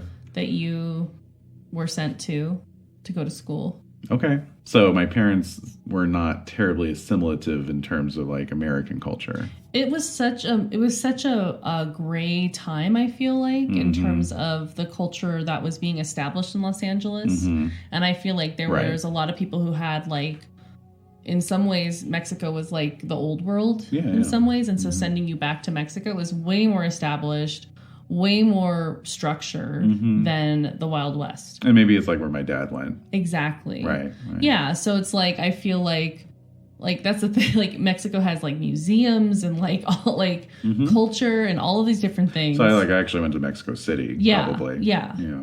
And that's where you were sent to school. You had maybe you had great aunts and uncles down there. Oh yeah, sure. That you would. On my mom's side. Yeah, that you would be staying with. Yeah. And they're fairly established. people, so. Well, if I went to boarding school, I would have been staying at the school probably. Well, but I'm just saying you'd have family who would visit you. Yeah, exactly. Right. And I could visit on the weekends. Okay, cool. I'm into it. Okay. Yeah. Okay. So then once you kind of got out of that, probably like at 16 or something. Yeah. Maybe you were done with school. Right. Like, did you want to stay in school and continue to study, or what did you want to do? So no, I don't think so. Okay. Maybe when I'm in Mexico City, that's when I have my initial contacts with Giovanni, though. What do you think? Yeah. Do you have an idea for my sire? Do you have an idea for your sire? I got nothing. Let me check something really quick here. So I have a couple different ideas. You have some ideas. Oh, okay. Yeah, I have a couple different ideas. Excellent. Lay 'em on me, Chief. Depending on what feels right. Okay. Yeah, let me hear. So you remember that I have yeah, okay. So I mean we can create a new character. Uh-huh. And I feel like the Giovanni proper, I'm not gonna get into the other friggin' families that they've incorporated in. No. Like the Rothsteins. None of that. We're dealing with the pure concentrated version. Uh-huh. So we have a Giovanni, we have a Giovanni in 13 Candles. Wilma Hudson is an antiques dealer. Mm-hmm. She's definitely, spoiler alert, she's definitely going to be in the Chronicle. Oh, okay. But she definitely has ties to the Giovanni clan, but via Mexico City. Oh, okay. So I feel like the Giovanni, they have their tentacles kind of everywhere. Yeah. And so I feel like there might be a family in Mexico that is kind of carrying on the Giovanni line. Mm-hmm. But it has a different, it's a different surname. It's not connected to Pocli. It's not connected to, it might be this kind of like semi-independent Giovanni, but they're still maintaining the, all of the, proprietary Giovanni kind of traditions. Mm-hmm. Like, does that make sense? Yeah. Like we have, it does. Yeah, we have all those families and they're doing, old world. They're very old world. It's kind of like a Giovanni sect that's in, not like a sect because they're a family, but it's just their branch. Mm-hmm. It's just a Mexico branch. Yeah. But it's not connected to Pocli. It's not connected to any of that. Yeah. And in fact, much to their chagrin. Right. So that's like the Pisa Nob. Yeah. Or Pisa Nov. How would you pronounce that? I think it's Pisa Nob with a B at the end. But B is V, like it's pronounced. Yeah, I don't know. That's weird. Yeah. But that's like Central and South American. Yeah. It's not like, yeah. So, yes. To me, I would think that they're more of the, they're a little bit quieter. Okay. In terms of their wheelings and dealings. But They're still maintaining the Giovanni clan in Mexico City. Yeah. So, let's see.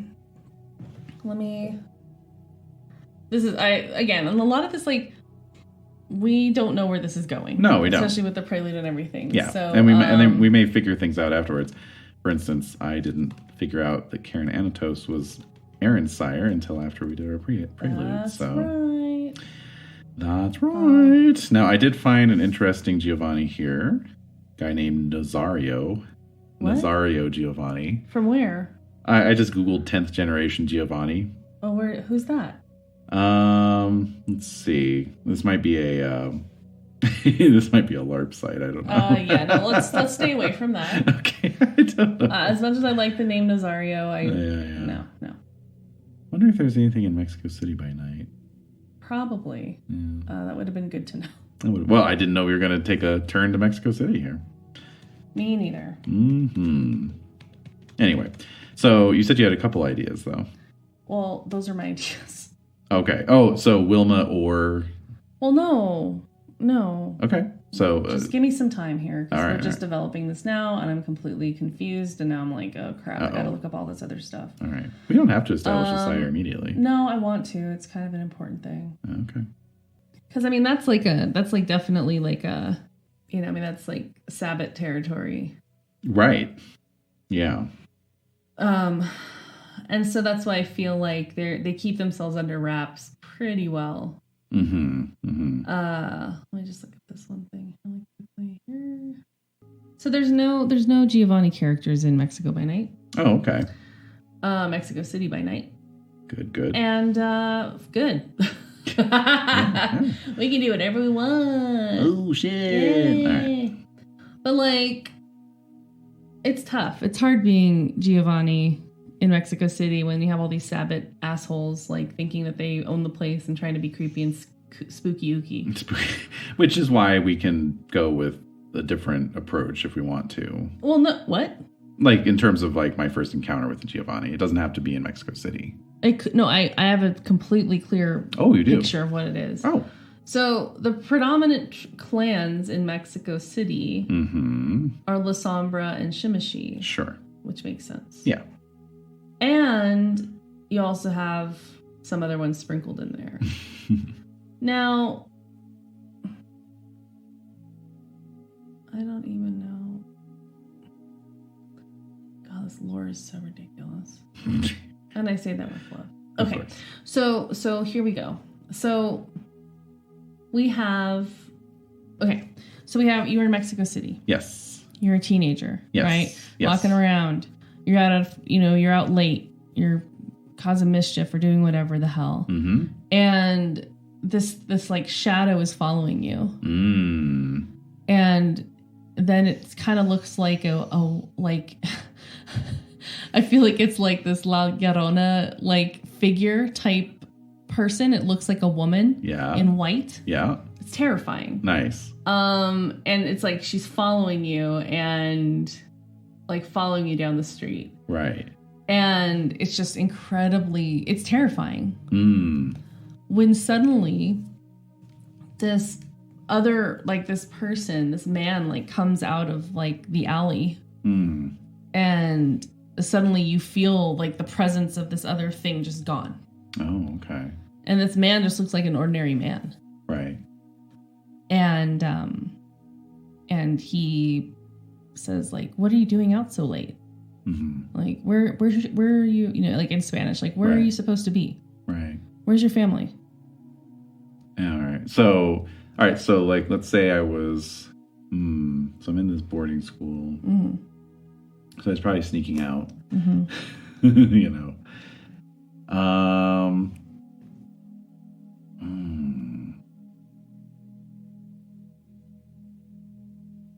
Okay.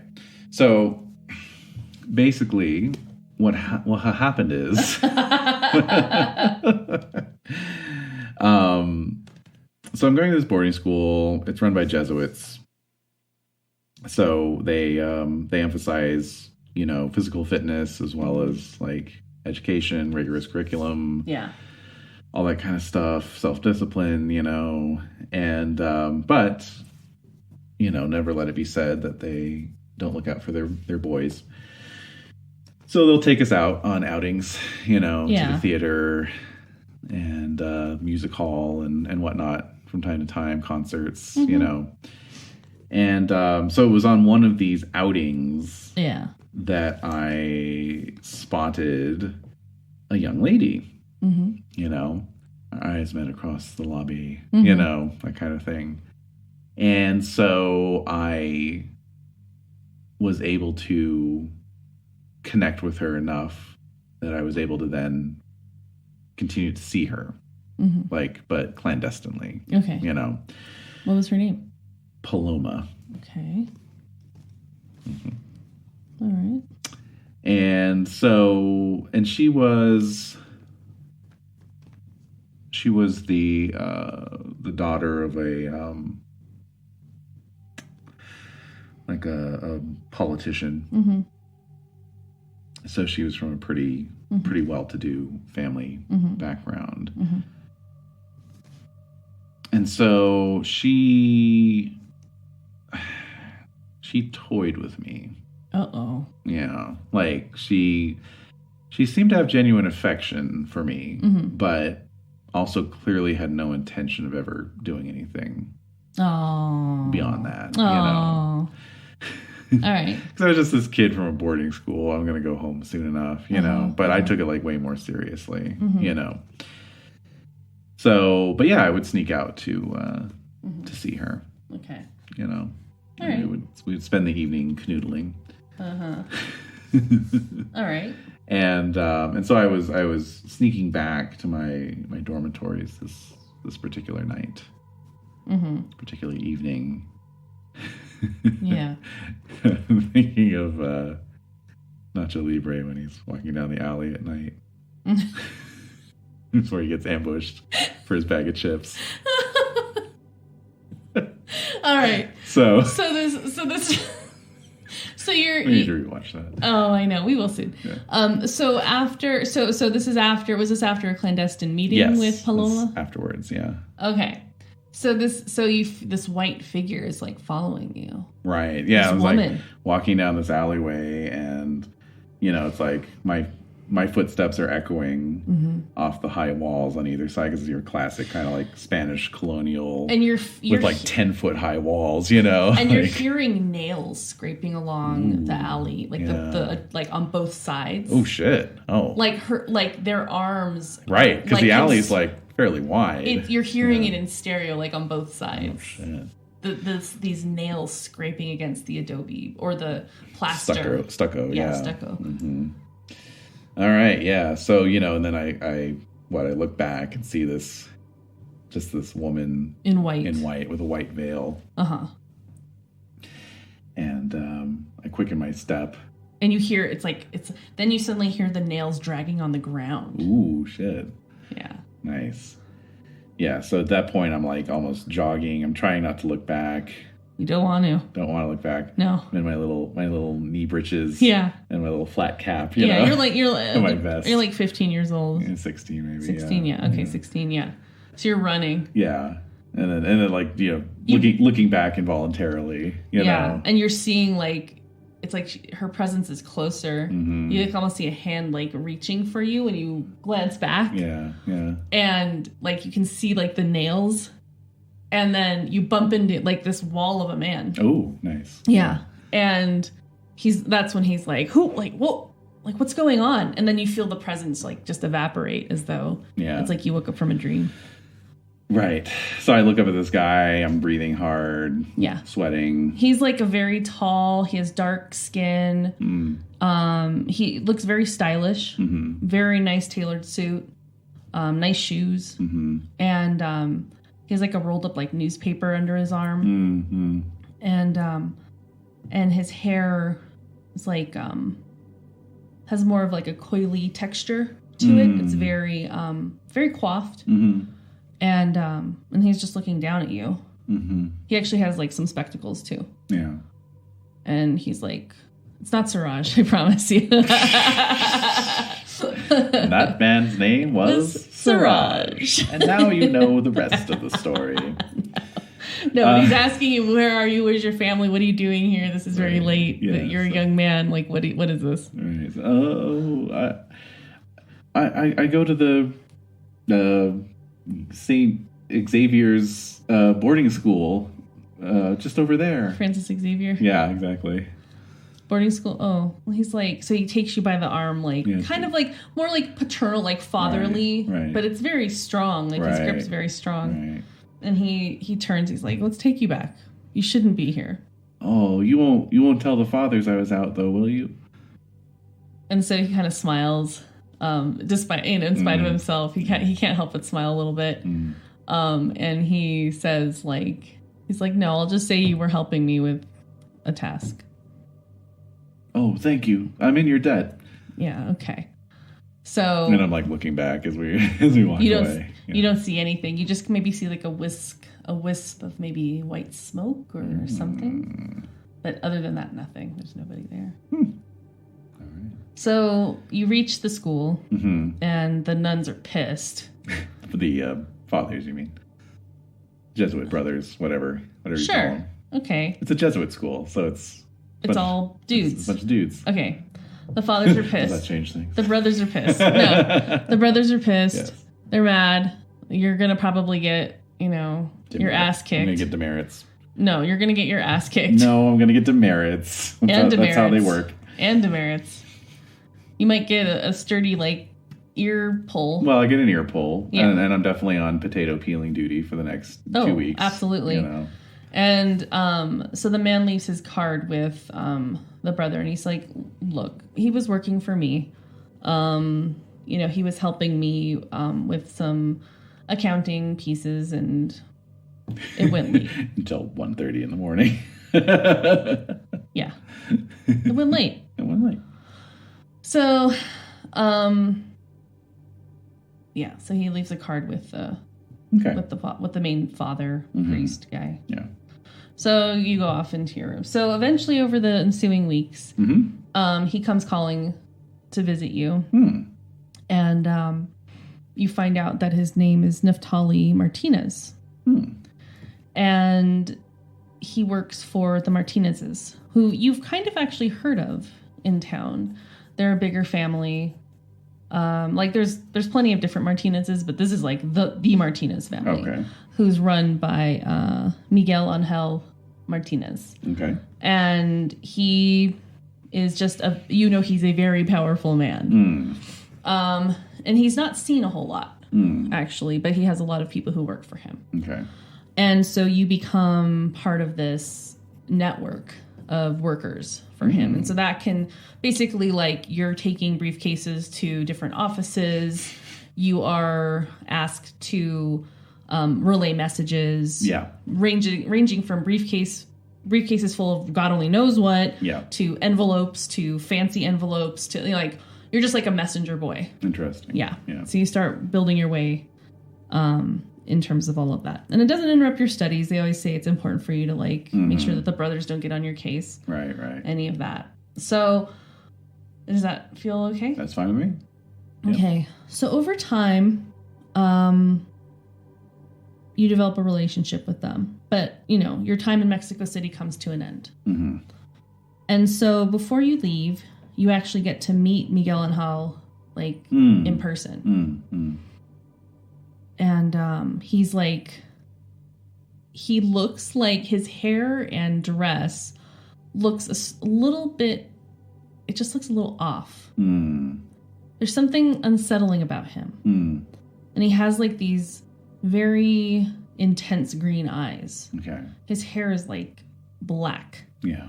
And his skin tone looks like, kind of reminds you of, he's not very dark. Look, we'll just say people from Mexico, there's a wide spectrum of looks. Absolutely. And skin tones and hair colors and eye colors and all of that stuff. So, but he has, like, black hair, green eyes, and, like, kind of like a olive, like, I would say, like, a kind of olive skin. But it also is, it's bordering on green, you know? It just looks a little off. But he's very nice, and his voice is very, like, intoxicating. And you can tell, even though he's unsettling, there's something that's kind of pushing you closer to him when he talks. And he basically thanks you for your service and thanks you for helping the family out. And he knows that your family, you know, that your family, you know, who your family is. He knows about the Berganzas. And he'll remember, you know, you're helping. And in fact, he does have connections to Los Angeles, where you're from, but he calls it something else. What does he call it? Let's see. You'd think I would know this by heart by now, but I don't. Yeah, like the traditional, like, let's see here. Yeah, the, like, El Pueblo de Nuestra Señora la Reina de Los Angeles, right? Okay, right. So he uses the full name. He uses the full name to describe Los Angeles. Yeah. And that he has connections there, and that he will make sure that they know who you are.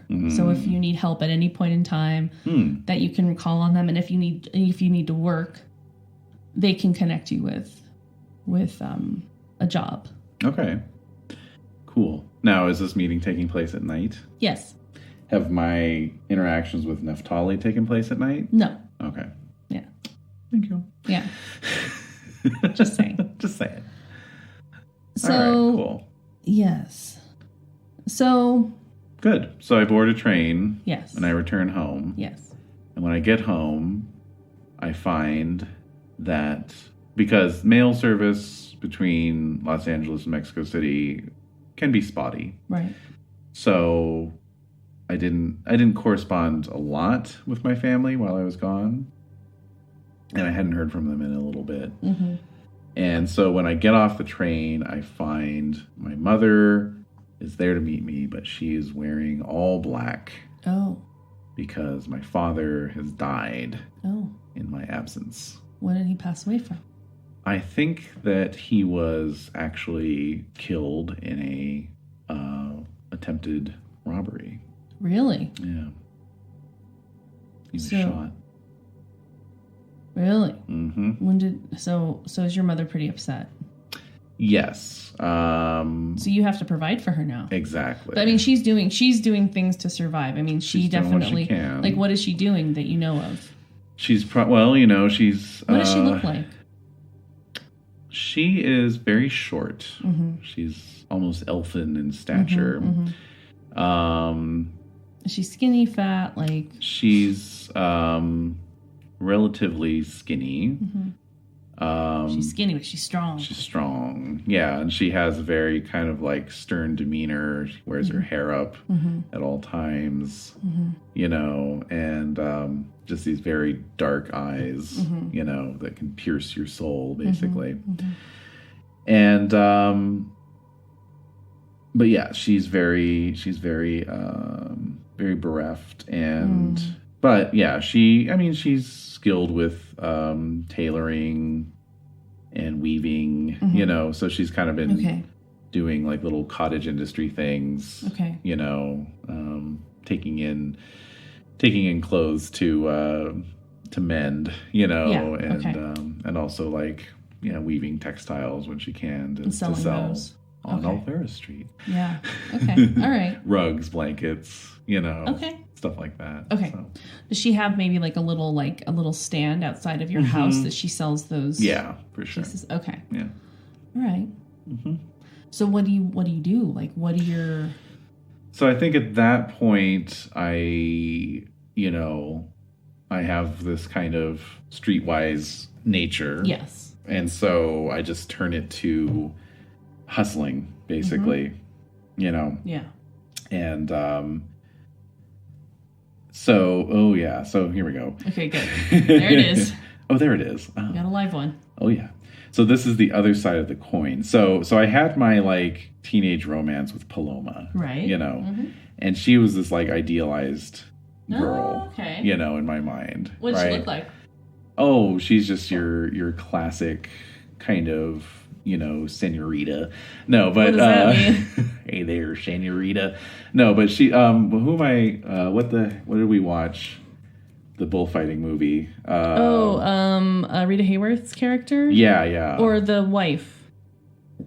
Oh yeah, what was her name? What's that actress? Let me get it. Yeah, definitely more her than Rita Hayworth. But although I was thinking, I guess redhead could work. But no, we have too many redheads. Too many redheads. And there's already going to be some redheads in this one too. Alert. Okay, so that is what was the name of that movie? Linda Darnell, Blood and Sand. Linda Darnell. So yes. Like dark hair. Yes. Pale skin. Limpid eyes. Yes. Like a little lamb. A little lamb, exactly. Or a dove, if you will. Yeah. So exactly. Yeah. So she's like your idealized, kind of innocent feminine beauty. So you've idealized this like exactly feminine. She's actually, probably kind of a, power tripper. What? Because like, she's like, oh yeah, my dad's gonna like find a millionaire for me to marry or something. Like this was just a summer fling, and I'm like trying to call her up, saying it's Roger from the beach, and she's not having it. She's going to Alaska to study glaciers for the summer, that kind of thing. No, but Okay. Actually, I lose all contact with her is the thing. Yeah. You know, like it was a thing. It was a little thing. romance. Yeah. And it's over. As far as she's concerned, it's done. Right. I, however, am carrying the torch, afterwards, and I'm not letting it go, Right. And then I put her on a pedestal, basically, and I turn her into this idealized thing. True love. Now, what I'm wondering, yeah, if we want to go in this direction, what is maybe I, in the course of my sort of hustling, right? Maybe I get involved with some local, like, organized crime syndicate, and they're running, like, various vice rings, so, like, I'm coming into contact with, like, prostitutes and stuff. And, like, to me, it's, like, creating this, it's just reinforcing this kind of, like, virgin and whore kind of dynamic that I'm seeing the world through. Because my mother is virginal, quote unquote. Right. Paloma is this, like, innocent, perfect thing. And then, so women are either completely perfect, right? Angels, innocent, right? Or they're completely debased and like just succubuses. Exactly. I mean, we're doing a noir thing here. So no, I'm not critiquing. I just want to make sure it's clear in your mind, like, what this dichotomy is. And I want to make sure you're comfortable with it. Like, if we go, we can fuck with it. Okay, we're gonna mess with it. Exactly. If anyone can mess with it, it's me. Because if I end up, like, in a secret relationship with a satanic cult leader, I mean, that's kind of hilarious, fluttering your eyes at me. All right, so. Anyway, yeah. So is that what contributes to your frenzy, your innocence trigger? Exactly. Okay. I guess I'm having a hard time wrapping my head around how that's going to work. Like, it creeps me out, and I'm trying to figure out, like, what, like, if you see this beautiful, innocent young woman or a kitten, it says any form of innocence. So, like, a kitten, like, just, I guess, like, getting traversed, like, if a kitten gets, like hit, like, God forbid, like, some kitten gets killed in front of you, like, are you going to be, I'm not going to do that, everybody. Just letting you know, there's no animal, like, no animal violence, just people violence. Yeah. So, let's go back and look at it again. Because I'm having a hard time wrapping my head, like, how I'm gonna weaponize that against you. Thirst for Innocence came out of the fact that my second idea for a clan was Ventru. And of course they have a feeding restriction. Now, I think, like in Fright Night when when Jerry wants Amy, the innocent girl, exactly, right, and he's like feeding on that before he even feeds on her blood. The sight of innocence of any sort arouses in you a terrible bloodlust. Roll self-control. That feels like Fright Night. Roll self-control, or else frenzy and attack the source of your hunger. Seems to attack a kitten. Now, I'm not doing that. I do have pretty high self-control. Yeah, you do. But it would be like somebody, like, you wouldn't ever want to feed on somebody, like an innocent young woman. You don't mind feeding on a woman that you consider a quote whore. Exactly. But you wouldn't. But if you had, like, you see this innocence, you're like, oh yeah, and it brings up all this bloodlust, and you're like, I have to feed from this. Oh yeah, but I don't want to. But you don't want to. Oh. But then because I view feeding as a debasement or you hate it about yourself. I hate it about myself, and I view it as gross and. I would never want to inject morphine into the veins of this innocent person. But yet you feel compelled to? No, but it's like I don't feel compelled to. It's that I that's what I want. It's this idealized part of my life and my yearning youth. For that. My yearning, exactly. But yet but that doesn't fit with what that mechanic is. I think it does, because the self-control piece is like I'm trying to tamp that down. But if I fail my self-control roll, then I go nuts because I can't. It's like a fatal error in a computer code. Okay, I can't resolve that's it. What I'm having a hard time. Like it's like does not compute. Yeah. Like you're feeling drawn to this innocence, and then you want to feed on it. But I'm repulsed by those feelings. You're repulsed, but you feel compelled. You're trying to fight it, and that's where the frenzy comes from. Exactly. I'm probably going to have to listen to this 8 more times before I understand it. For some reason, it's not computing for me. I don't want to feed off of. So I could switch this to like prey exclusion or something like that. I mean, if that's that works better for you. Just hear me out. Yeah. When I hear thirst for innocence, it means you want to feed from that and you have no compunction doing that. Yeah. Like you're like, yeah, that's what I want. I want the sandwich that has never been eaten. That tastes more delicious to me than anything. So I need to have the sandwich that has not been eaten or fucked. The sandwich has not been fucked. Okay, yeah, exactly. Right. So I want the non-fucked sandwich to consume. Right. But if I have a sandwich that has been that way, like it doesn't make sense to me. Maybe I'm missing it. I think you are hung up on the terminology because it says thirst for innocence. Thirst for innocence. It means I want to eat the unfucked sandwich. Right. It arouses in you a terrible bloodlust. Bloodlust to me doesn't mean frenzy. It means I want to eat that unfucked sandwich. Exactly. You've got it. But here's the part I think you're not getting is that I refuse to do it. Okay, so like I see innocence and I'm like I must. Okay, feed so from that. The flaw is the fact that you want to do that, but you're fighting against this flaw. Mm-hmm. So that's why it's a flaw. It's not a merit. Exactly. Like I don't get 1-ups when I start eating the unfucked sandwich. 1 up. You know yeah, what I mean? Exactly. Yeah. It's a flaw. Yeah. So it means like, oh, I want that so bad, and it's like, but I can't. But I want it, but I can't. Yeah. Exactly. Okay, I think I'm barely getting it, and I don't know why, but I don't want to dwell. Okay, so we'll do that. Okay. Yeah. Cool. So I've fallen in with this unsavory, like very low level racket, that's going on, in the criminal underclass of Los Angeles, and I'm applying some of the skills that I learned in Mexico City working for the Martinezes to this job. And maybe, I don't know, are these guys connected to the Martinez network? So one day Yes. you're sweeping the front of your mother's storefront area. Yeah. It's the close of the day. The sun's gone down. Okay. It's like it's a colder. It's turning into fall. Mm-hmm. And so the sun's down. Mm. And it is a day. Anyway, one evening. You're sweeping. Yeah. Her stuff's still on display. Mm-hmm. And this woman walks up, and she's dressed very nicely. Mm. It's what year is it? Like 19... Oh, no, it'd be like 1888, 1890, somewhere around there. 1890s. Okay. Let me just look at it really quickly. Yes, that's what I want. That's the one. Okay.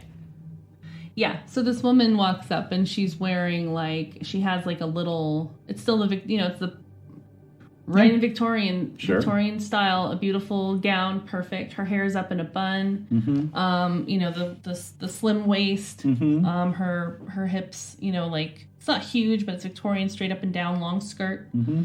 The kind Poofy of sleeves. slight puff sleeves on the shoulders. Mm-hmm. She has a little cameo at her neck. Mm-hmm. And she has a little, like a nicer hat. It's not like super feathery, but it's very nice. One of those little flat hats with the broad brim. Yes. And she has a bigger actually, no, she's wearing a bowler. She's wearing a bowler hat. Nice. And, she's wearing a bowler hat, but it's this beautiful brocaded, top vest with this very fine fabric. And it's like a dark navy blue material. Mm-hmm. And she has a bag that she's been doing some shopping. Mm-hmm. And she has very dark skin. Mm-hmm. And so she happens upon the display in front of your house. Mm-hmm. And you hear her warm voice say, "Are these for sale?" So I'll walk over and, yes, absolutely. She's a little taller than you. How tall are you? Like at this point?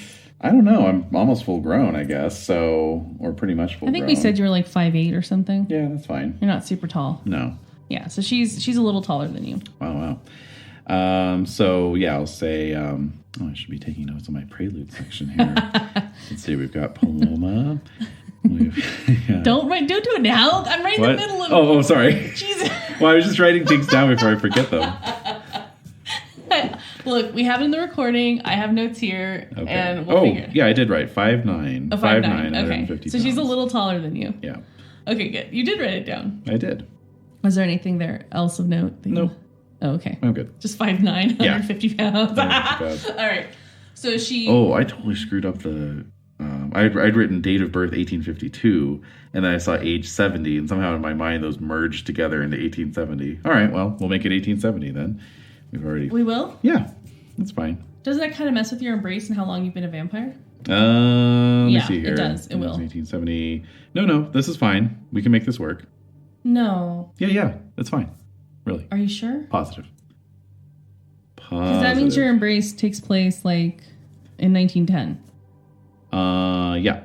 Mm-hmm. This does work. Yeah, it does. This is fine. You've been a vampire for maybe, like, 10 to 12 years exactly before we start. Exactly. Which I think is good. And I'll just bump my apparent age down a little bit. Okay, that's fine. But we'll figure that out what that is. Oh, no, your apparent age is still 40. Oh, is it? Because if you were born in 1870, then when you're 40, it was 1910. Yeah, that's fine. But I also had time as a ghoul, remember? Yeah, but you can have, I'm doing it now. What you're wanting to do, I am doing it right now. Right. Okay. But when you're ghouled, you stop aging. So if I'm ghouled and then embraced. Okay, well then let's rewind. This is why we need some more lights in here too. All right, I'll turn the lights on. Hold on. Okay. God damn it. And we're back. So we had our time discrepancy that we're trying to figure out. So you were born in 1850? I had written 1852, yes. Okay. So 1852. Mm-hmm. 1852. I think everything applies. It totally does. Fine. Yeah, actually everything does still apply. 1892 would be when you would be turned, embraced. 1892, yeah. Yes. Mm-hmm. And, okay, 1892. So I think you would have been, so 18, so no, that's when I would have been ghouled. I would have been ghouled in 1892. Oh. And then I would have been... we'll say embraced in 1910. And embraced in 1910. Yeah, is that okay? That works for me, yeah. So your aging has been stunted in 1892 at age 40.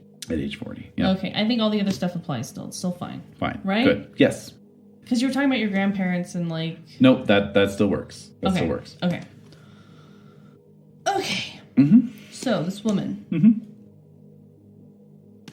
She's an attractive woman. Mm-hmm. She has a similar skin tone to Neftali. Mm. She is very kind. And so she asks if the rugs and different things, are these still for sale? Okay.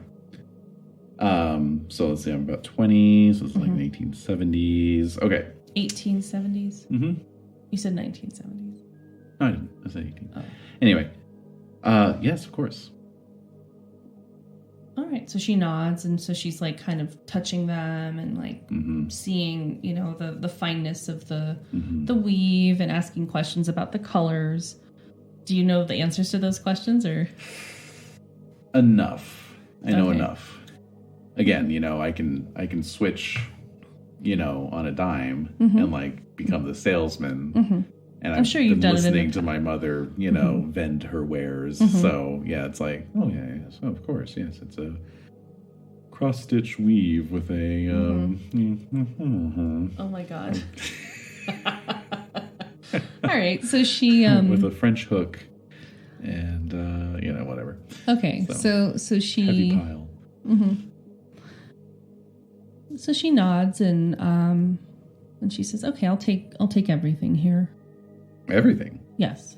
Oh well, of course. Let me just wrap this up for you. Well, actually, can you please? I need to actually go and do some other things before it's too late. So you can send it to this address. So she gives you an address, and the name is Ms. Wilma Hudson. Ah. And yeah, so she gives you an address somewhere further into the city. Okay. I mean, you're in the heart of the city, but I'm sorry, on the outskirts of the city. Right. Okay. And she's like, you can bring it in the evening. All right. Miss Hudson, I will. Okay. So off she goes with an almost preternatural grace, which reminds you a little bit of Miguel Angel. Like in terms of his demeanor. There's something graceful but upsetting. Like it makes your stomach maybe do a little flip-flop. Like, ooh. Yeah. It's like you're going over, I don't think you've had a bike or anything, but have you been on anything like wheel related? I owned bikes as a child. No, I'm talking about your character. You. Like, how dare you? No, not everyone's had access to bikes. No, and I would not have actually, no. Okay. So maybe I'm trying maybe a horse or a donkey. Yeah, so maybe if like a donkey or a horse, like if you're on one and it kind of leapt over something with you not expecting it. Right. It's that kind of weird stomach yeah. churn kind of feel. Yeah. All right, so off she goes. Okay. Interesting. So she leaves the payment, of course. Yeah, of course. All right. So eventually over the weeks... am I skirting over things too much? No way. No. Okay. This is a prelude. We got a lot of ground to cover. Oh, do we? Oh, geez. Yeah, we've barely gotten started. What? It's going to be another 2-part prelude. No. I'm just... Okay. All right, so do you have an understanding? Okay. So when you go to deliver... What? So when you go to deliver these wares, and your mom's kind of like... She's happy, I think, with the payment. But she's also like, oh... Like I have to replace all of my stuff. Like right, exactly. I have a lot to work on. But she paid a fair amount. She paid a little bit, over what you were asking for. Okay. And so even though your mom feels a little like, whoa, no, she's also kind of feels comforted by the fact that she doesn't have to worry too much about getting all those things done in a timely manner. So you go to Miss Hudson's house to drop off, right? To drop off these wares. And so you have a chat where she says that she also works for the Martinez family. She knows them, and she heard that you were running it around with the wrong people. And was there to kind of keep track of like, what are you up to and how can you work for me? Right. What are your thoughts on this? So I'm picturing this is like in her front parlor. She's probably offered me some tea, which I have balanced on my knees. Yeah. And so her connection to the Martinezes is both surprising, but also not unexpected, perhaps. Once she says it, it makes sense. Yeah. Well, I'll admit I don't particularly care for the work I've been doing recently. It's if my mother ever found out where the money's coming from, I just tell her that I have a paper route when she doesn't ask too many questions. You don't want to lie to your mother, do you? No, I don't.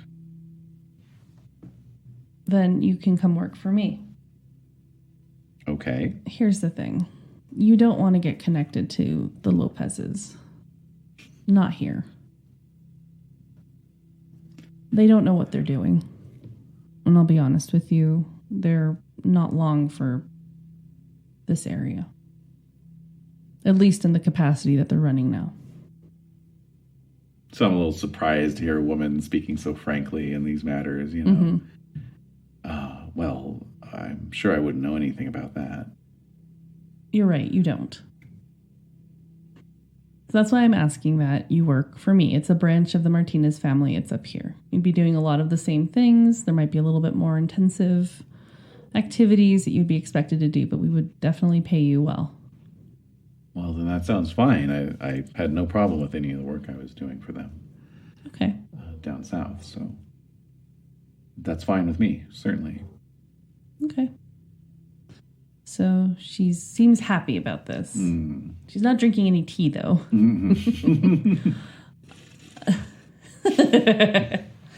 So that begins your relationship with Wilma and working further for the Martinezes. Over the months, you start to notice that your errands become more involved. they're a little more dangerous in the sense that the people that you're delivering things to seem very... There's something that feels dangerous about them. Okay. It feels unsafe. But also, they're more fearful of you. Oh, okay. But they seem like they're toughs, you know? Right. So, but you're like, why are they why are they scared of me? Some young toughs. Exactly. Exactly. So the years go on. Yeah. I think maybe at a certain point, I'm left on my own. Yeah. So eventually your mom passes away. And you are on your own. Yeah. And as your jobs become more involved, they're becoming more like, I need you to find this thing in this house and bring it. Like it's like stealing things or retrieving things. Petty larceny. Yeah. That kind of stuff. I learn how to pick a lock. Exactly. It becomes a little bit more like you need to stand there and look like a tough guy. But the interesting part of that is that you start to feel like a tough guy because one night, okay, let me get there.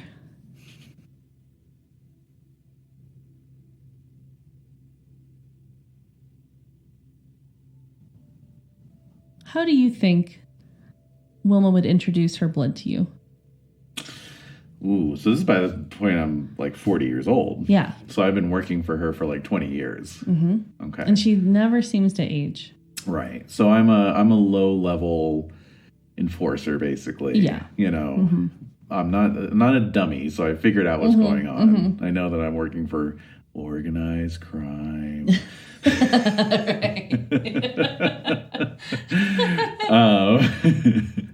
But you know, they're treating me well. I do get paid well. So I've probably got my own apartment at this point. And I've had a succession... You probably live in a boarding house. Yeah, boarding house. There you go. I've had a succession of flings, but never any serious relationship, never anything that even got close to marriage. Right. Partly because of my, sort of hang up on my, young romance. Which Wilma's actually fine with. Like, the fact that you have no complications... And that would be the other reason. Makes it super simple to I'm not interested in, forming any permanent bonds with anybody because I'm, I work in a very kind of questionable line of work. So I don't want to, put anybody in danger.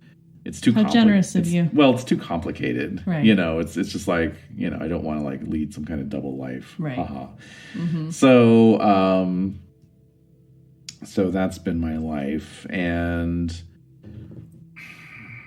how would she introduce the blood? It would be as a reward. Right. Yeah. Yeah, so I think you do something that is particularly helpful. Yeah. And part of it was... Actually, okay. Yeah.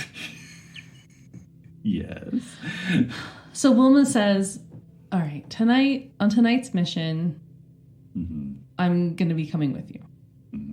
And she has come with you in the past. And you've seen her negotiate things with these guys. Okay. And it's so strange to you because she's this woman who is very matter of fact, to the point, plain spoken. Yeah. It's very strange. But she never, they completely comply, all the time. And she says, I need you to attend. I need you to come with me this time. Okay. And so you're going to this house of this other family, right? And it's another kind of, again, it's there's these different factions. There's these different gangs that have been operating. And she's explaining to you on the way there that this is something that... needed to be done a long time ago. And it's something that has to happen. And she just needs you there to kind of be support. Okay. So do you have weapons or anything that you... Probably have some knuckle dusters. Knife. And a knife, yeah. Okay. And she says, we probably won't need that, so... Okay. But it's best that you're prepared. Okay. So you get to this house. Mm-hmm. And it's just like this really, like, weird, it's like this kind of destitute, decrepit house. Okay.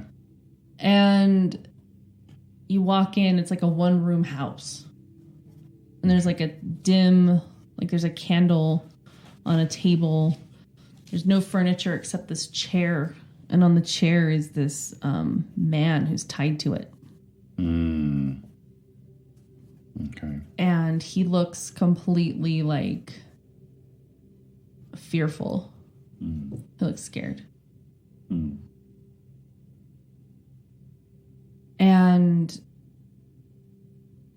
so Wilma walks up. She closes the door. You're standing in the back of the... Are you standing in the back of... Where are you standing? Like... Yeah, I'll just... Near the front door. Right, yeah. Okay. So she walks up to him and he's shaking. And you're kind of half hearing their conversation because I think you're trying to keep a lookout. And you hear kind of these bits and snippets of their exchange, and he's muzzled, like he has a gag in his mouth. Yeah. And you see her touching his hair as she's talking to him and like cradling his face. And this man is just like this, basically this like light hair, light eyes, a little overweight, in this like very like older suit. And she said, you hear these snippets like, I'm sorry it has to be this way. And we told you many times. And you wouldn't stop. But she doesn't sound regretful. She's just like this, like explaining it in her plain spoken way. Like, this is what happens. Right. And then in an instant where you're not quite sure if you, and tell me if I'm wrong. But you're not quite sure if you blinked or looked somewhere else for just a second. Because suddenly, like, she's on him and he is screaming. Yeah. Like, his scream is it's just this agonized, like, horrifying scream. Right. And you've heard some bad shit. I mean, you've heard some bad stuff, but this is like a whole other level. But in the instant that it happens, then it's done. And he's slumped, but she's still bent over him. Okay. What do you do? I'm definitely curious what's going on. So, craning my neck, to see, like, what did she do to him, It's just this howl, and then it was over. Yeah. Okay. And he's, like, shitting himself, and just all of his, like, I mean, you've been around when people have died, like your character. When I'm saying you, I'm mostly meaning... Yeah. No, I get you now. And he's just lost control of all of his... his faculties and systems and everything. So he's dying or is dead. Yeah. So I'm craning my neck, but I'm also a little bit like, what is, I just witnessed a murder, like, so I'm waiting to see, I guess, what she does. So she stands up straight. Yeah. And you see her wipe, like you see her from behind. And you see her wiping her mouth against her sleeve. And you see her, like, straighten herself up, adjust her hat. And she turns to you and is walking toward you, and her eyes are glowing. And she's, like, luminous. I mean, like, in a way that you've never seen her before. I mean, you've seen her look good day to day, different things. Sometimes she might look a little paler. But this is like full on, just at the peak of her beauty. Yeah. And charm and charisma, luminousness, like she's glowing.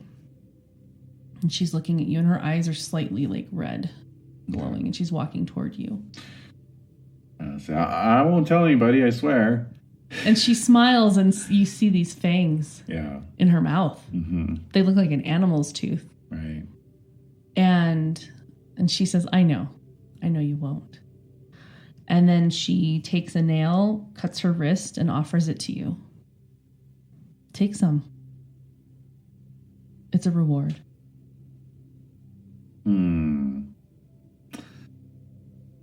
So this is freaky and weird.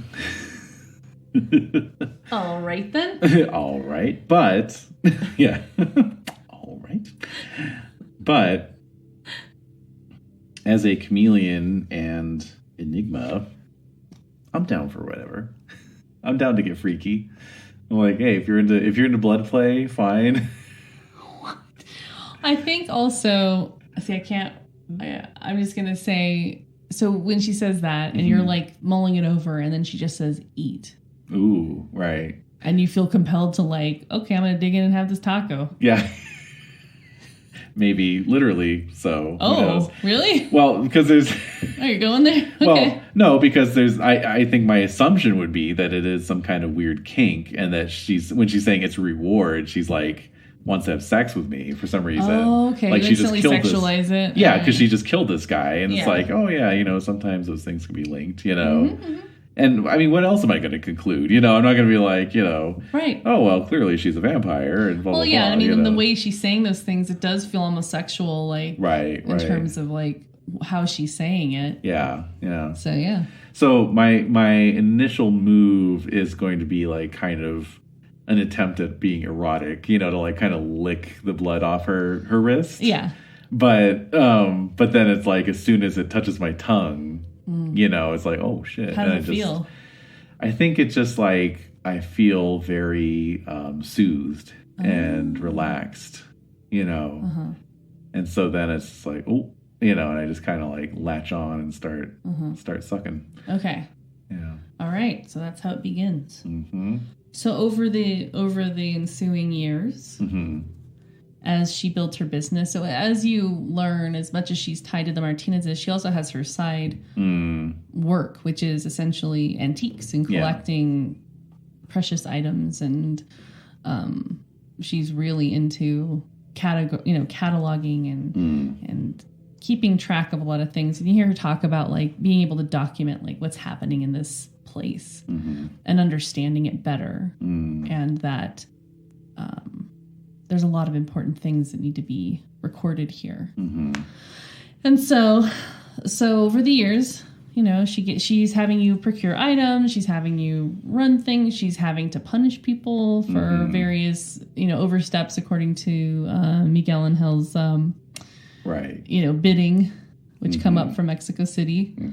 So over time, you establish this relationship with her, and so she definitely rewards you, periodically. Yes. So does the relationship morph into anything that you think is romantic, or no? I don't think so. Not after there was an initial misunderstanding, but beyond that, and I think in fact, like as we've grown closer. Probably at that point, I've moved out of the boarding house and have taken a spare room in her, home / antique store. It's this large home. It's definitely this larger like Victorian house. Definitely. And so, but I think as that relationship develops, I become increasingly uneasy with the things I'm being asked to do, but at the same time, I do them anyway. What? She has this hold on me, So it's like as much as I don't like doing these things, and probably I would even sort of embellish what you were saying and just say that after getting the blood, suddenly it's like she's asking me to do a lot of other things. Yeah. And like very unsavory things. And I can't really say no. Right. Yeah. So how do you reconcile that? I hate myself. Oh, okay. All right. Yeah. But I'm keeping it behind this mask. I'm adaptable. So I'm like trying my best to just fit in her world and not step out of line, But yeah, it probably, I'm going to have to give some thought as to the whole, like, Enigma thing. Mm-hmm. But I think, like, oh, yeah. Go ahead. I just feel like those nature demeanors, I think that they kind of crystallize when you become whatever it is you become. Absolutely. Like, no, I'm trying to set that up. Oh, okay, great. So I'm thinking that, the Enigma thing does come out of the fact that there's this, like, I don't know. He's had a lot of, like, loss in his life. Mm-hmm. And, you know, it's also just sort of trying to reconcile these what acts. are some of the unsavory things? I don't know. I mean, it might involve taking people out. Mm-hmm. You know, might involve killing, although probably not a whole lot. Not a ton of killing, but mostly like taking valuable things from other people. Yeah, shakedowns. Exactly. Shakedowns. Yeah. You know, having to kick some. I mean, I do have intimidation. So, exactly. Yeah. You know, so there might be items going into, and then, you know, I guess I have that dot in leadership. So also just kind of then bringing on becoming a lieutenant, basically. Exactly. You like know. There's other people who are coming up that she's, you know, including and that have been sent from Mexico City up to like oversee, and so it's my job to sort of orient them, and then also like lead them on these whatever criminal activities we're engaging in. Cooking books, maybe, I don't know. Exactly. Things like that. Yeah. So money laundering. Right. Take this briefcase full of cash and go, you know, make this purchase in San Diego and then come back whatever, you know, and then sell this thing, you know, in San Pedro or whatever. Tijuana or whatever. Yeah, Tijuana. So what drives you as a mortal? Like, what drives you? What's giving you hope in your life? To continue doing this. Right. Like, what's the incentive? Well, I think so the other thing that's going on, of course, obviously, is that there's supernatural dealings afoot. Mm-hmm. And so once I've accepted that, it becomes something of an interest of mine, especially as I'm sure Wilma is telling me about life after death, wraiths, spirits, that kind of thing, you know. You've seen her like interact with some of these items on purpose, like do ritual with them to glean some kind of information. Sometimes it works, sometimes it doesn't. You don't want to be around when it doesn't work. She gets pretty pissed. Right. But yeah, so she's kind of, and she explains it to you. You know, she's explaining it to you, and she's like, I probably shouldn't be telling you this, but this is what I'm trying to do. Right. And then sometimes you've seen her do these things in order to find out more about getting other items or figuring out some weird shenanigan or mischief that happened where it's like I know this person's lying or I know this person off this other person for some reason and I need to find out why. So it's like you can see she's kind of doing these like kind of like mystery solving things, you know, where she's trying to find these things out, but they're usually to serve the Martinezes, you know. Okay. So yeah, does that make sense? Yes. Okay. So as you're finding out, you're like, whoa, these are like weird things. Yeah. So I think actually what's keeping me going is my own loneliness, because I miss my family. By this point, my parents are dead. I never had any siblings. Most of my aunts and uncles are dead. Some of my cousins are dead. You know what I mean? So I'm watching my family slip away one by one. And I miss my mother in particular. Okay. Right. So maybe even in my little guest room, I have a little impromptu shrine. Ofrenda. Yeah. Yeah. And so this idea of being able to speak with the dead becomes kind of an obsession of mine. I want to learn how to do it. You know. Okay. So one of these evenings, Wilma says, we're going to be going to Mexico City in about a week. Miguel Angel wants to see you and wants to give you a promotion. And I'm not the one to do it. So we'll be leaving like on Thursday evening. Okay. All right. So got tickets for she wants you to get tickets for the train, blah blah Yeah. blah, blah, pack up everything, and boom, down you go to Mexico City. You get picked up by you see Neftali again. He has not aged. He's not aged a day. I'm not surprised. He's the fashions are slightly different, you know, Right. but he's like looks exactly the same. He has this amazing smile when he sees you. He's so happy to see you, and he's just like, César, yes, like, wow, like it's so good to see you after all these years, and just is chatting with you, like friendly. Yeah. Wilma's there. Yeah. It's great. Good. So you all go to the house, Mm-hmm. his famous house. And so then over the next couple of days, it is revealed that you are going to be officially adopted by the Martinez family. And they have a ritual for this. Okay. And Wilma pulls you aside like a couple days ahead of time and just lays it out and says, this is a big honor. And we want you to be part of this family. You've shown loyalty, respect. You're an amazing lieutenant. Well, I'm honored indeed. Backing out is not an option. I have no intention. So she nods and says, great.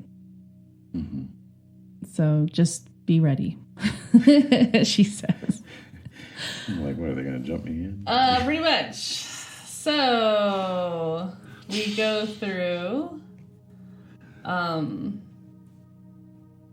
this whole ritual. So it's the night starts, and it's like, in terms of what do you remember from your embrace? Oh, it's up to me, is it? No, I'm just asking what you remember, and I can fill in the blanks.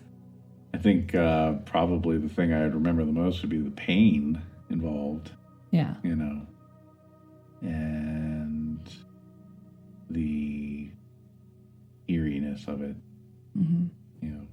But turning into what you are now, present day, like 1920s. Yeah. I mean, you've gained a lot, correct? Yeah. I mean, the ritual basically is a strange combination of like a mass, like a Catholic mass for the dead. And it's like a funeral mass for you. And your name is being said as though you were the one who passed away. Am I lying there? Like, Yeah. as if I'm lying in state or Yes. whatever? Yeah. Yes, and they're just doing the whole mass, you know, service. It's not like a eulogy, it's not like a memorial service, but it's like a funeral mass offering your soul to God, and praying for you and doing all of it, the whole shebang. And there's candles everywhere, and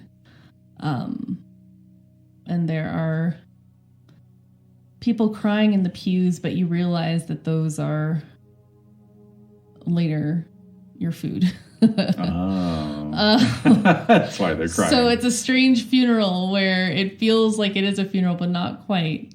And Miguel Angel Martinez is the one who embraces you. And like you said, the pain is unbelievable. And the scream coming from your throat reminds you of that first scream that you heard when Wilma, you know, killed that guy. And you feel your life slipping away, but it also feels like a horror show. But the redeeming factor is the blood. So then suddenly there's blood on your lips and you are drinking. Something you're familiar with, of course, but this is different. This is like as much as the scream is the agony, this is the ecstasy. So the blood is the ecstasy, which makes it worth it. Yeah. The pain. Yeah. And you feel restored, and you also know that you are completely changed. You're seeing things differently. Your vision is different. Your body is different. You just feel like it's not like you're relishing being alive. You're relishing being dead. Right. But it's not like you loved being alive. Right. So you may feel this infatuation or love with being dead. Exactly. I'm just like a step up. Yeah. Right. So it is truly a promotion. Mm-hmm. So everyone is ecstatic and happy for you and embraces you, not literally. Get embraced multiple times. No, that's horrible. But everyone is hugging you and patting you on the back, and you have a blood feast, which is horrible. And I think that's probably where the origin of my reluctance. Yeah. You know, because you're seeing what's happening. There's so many screams echoing off the walls of this, you know. Mm-hmm. It's like a chapel. He has like his own chapel. Right. Like he has this like ranch. Yeah. And it's like where he can do whatever the fuck he wants. Right. And there is a chapel and it's pretty big. Yeah. In the mountains, you know, and it's bouncing off the mountains. Like it's startling the animals. It's terrifying. An owl takes flight. Yeah. It's disturbing. Cool. Cool. So with that, you have become part of the Martinez family and the Giovanni family, because Augustus Giovanni is Miguel Angel's. He's your grandsire, so great grandsire. Yeah. No. Miguel Angel. No. Generation wise. Oh yeah, great. Yeah, great. But Miguel Angel is descended from that's what I meant Augustus, to say. Sorry, he's descended from Augustus. Cool. Again, cool. So you leave the ranch, and you and Wilma head back to Los Angeles, and you have a different understanding of her now. Yeah, like you seem to understand her better when she talks. Oh, like the way she communicates with you, the way she says things, there's a phrasing, there's things that you're hearing in her voice now that you understand. You have a deeper understanding of what she's saying versus when you were in your human body. Yeah. It's hard to explain, but it's like somebody speaking to you with an accent, and then they're suddenly speaking to you in their language. So they may have an accented speech in the language that you know. Right. But then if you had the ability to understand what they were saying in their native language, right. then you'd be like, oh, like there's all these deeper inflections, details, etc. that you're like, oh, okay. Like, right. I get it. Yeah. Which she's very happy about. But at one point during your trip back, she's like, I'm not giving you any more of my blood. I mean, that's just not how it works anymore. Right. We're equals now. And now it's your turn to figure out how you want to live here. However, if I need you for anything, I know I can count on you. Do you agree? Yeah. Okay. So you don't have to live in her house anymore. You don't feel like compelled to be near her. Right. You suddenly have this freedom where you're like, I don't really feel like, you feel a kinship with Wilma. Yeah. But you don't necessarily feel like you have to be around her all the time and like you're compelled to stay near her or whatever, any of that. Right. You're not feeling that. If anything, I'm like, Miguel Angel, he's not too bad. He's a good guy. I think I kind of like him. Yeah, no. So César Martinez. I think I kind of like it. Yeah. So I think before you were embraced, I think you did get your nickname of Lucky because there were a couple so what was one of the instances that you were like, it was like a close call? So I think there was definitely a time where I went with some hired goons. Hired goons. I went with some with some local toughs to go shake down somebody, and it went bad. Like he was waiting for us. He knew we were coming, and kind of got the drop on us. And a couple of the guys were actually gunned down. But somehow I just made it through this fearsome gun battle. And I was the only one who came out without any scratch. Oh, okay. A couple guys were killed, including the guy we were going after. Everybody else was at least, winged or nicked, if not actually shot, outright shot. Yeah. And I barely, had a hair out of place. Right. Even though I was in the midst of it. And everybody testified to that afterwards, all right. That guy was just unloading right in Caesar's direction, and it's Not every even single, wood, kind of like Pulp Fiction, where the guy comes running out and just empties his pistol, But there's lots of stuff on record, police files and stuff, that kind of thing happening. Right. I think I remember reading one about a guy who stole a cop's gun out of his holster while they were in the squad car. And like it was like he tried to shoot him from the back seat and like missed every single shot. Right, It's that kind of thing, right? Yeah. So anyways, something along those lines. Okay. All right, I love that. Okay, so let's jump ahead. Lucky. So let's see. I'm doing some math here. Okay. So I think what we'll get into, I think there's going to have to be a 2-part prelude. I knew it. Well, here's the thing. Here's how I look at it. This is the prelude that we're doing right now. Right. Because to my mind, the prelude ends with the embrace. Oh. But what we can have is then for session 1, just kind of catching up to the current year by just doing a little bit of backstory. Okay, yeah. So I just have one more thing. Okay. I just have one more just thing. one more thing. Yes. All right. So as time has gone on and Wilma and you have built your relationship and you're looking out for each other, and then you suddenly become aware that there are more Canaanites, as she calls them, in the city. Okay. And it's suddenly like, you're kind of like, how do you feel about that? I'm not surprised. Yeah. Yeah. I mean, I worked for this woman for 20 years. Like, You've seen a lot of shit. I've seen some shit. So I've seen some weirdos coming and going at night. You have. I know what's up. Exactly. And so basically she says, there's just one more thing for us to do. And this is probably like a year after you've had, I think it's close to the anniversary of your embrace. There's one more thing for us to do. And it's just, she's like, it's just a formality. And thankfully, because we keep such a low profile, I think it's fine. But, so you see, she's kind of like hemming and hawing. Yeah, seems a little anxious about it. Yeah. And she says, well, we need to, I've told you about the Camarilla. And I've told you about how their structure is. They have princes, they have different things. And she's like, usually we ignore most of it. And she's like, in fact, if I were you, I would ignore most of them.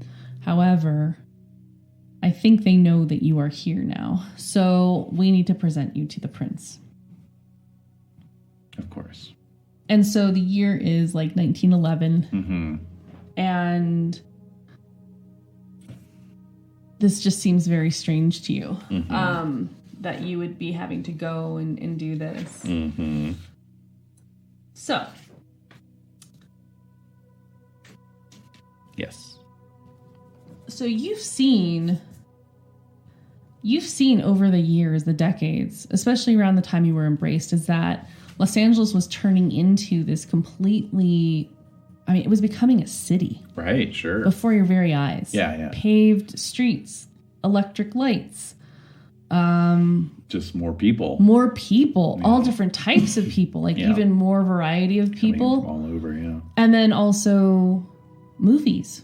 Sure. I mean, you guys would listen to the radio and stuff like that, but now it's like this motion picture industry. What is this? Yeah. So then with that, what's that like? What's that all about? And so the movie industry is like taking shape. Like there have been like all of these movie companies coming in and there was just so much robust business. And in fact, things have been tied to going to these really nice homes where there are people who are obviously very wealthy and they have all of these different things that Wilma's like, I need this and this from this person. Right. Paintings, sculptures, I want to say like, I don't know, it's like gold bars, but also like doubloons, right? Sure, So like things that people were bringing over that... Collections of old Spanish treasure. Exactly. Like that they had or like manuscripts, like things that these people, these like artistic quote people had. And then she's like, I want those things. So you got to know like where these homes are.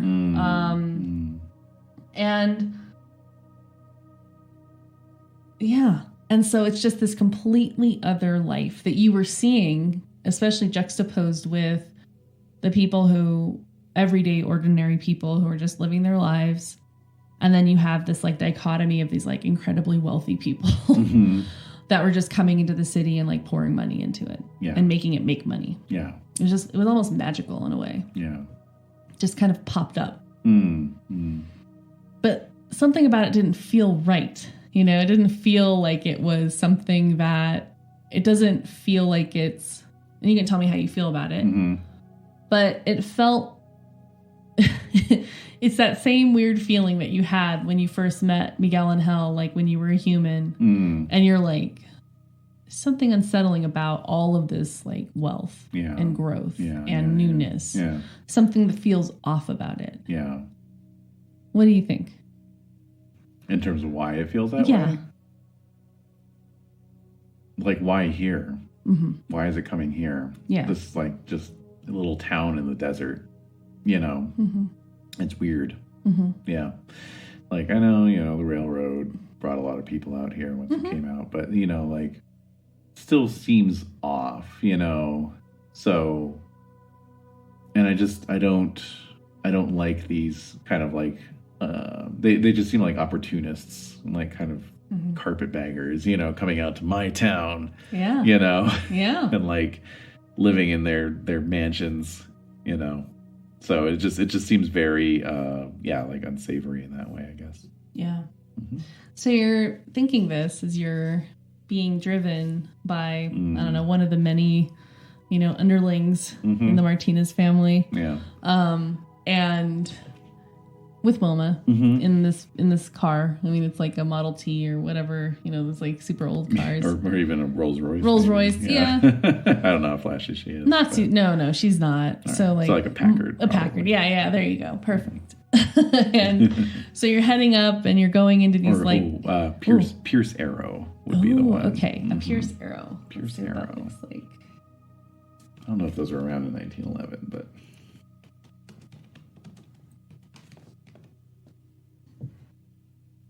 Yeah, active 1901 to 1938.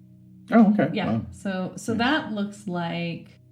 Oh yeah. So it's a pretty nice car actually. Yeah, it's a very nice car. Very swank looking. If you think like old timey car, it definitely has a top. Like a hard top. There's some that are like rag top, I guess. Yeah. But it's a hard top, very blocky, big headlights. And it's black. It's very nice, very smooth, long car. So you're driving through the hills, past some of these different neighborhoods, and you're getting to the nicer part of town. In terms of where that is, it's like, well, what you've been told is called Hollywood. Sure. Right? Yeah. This area that's come to be called Hollywood. Yes.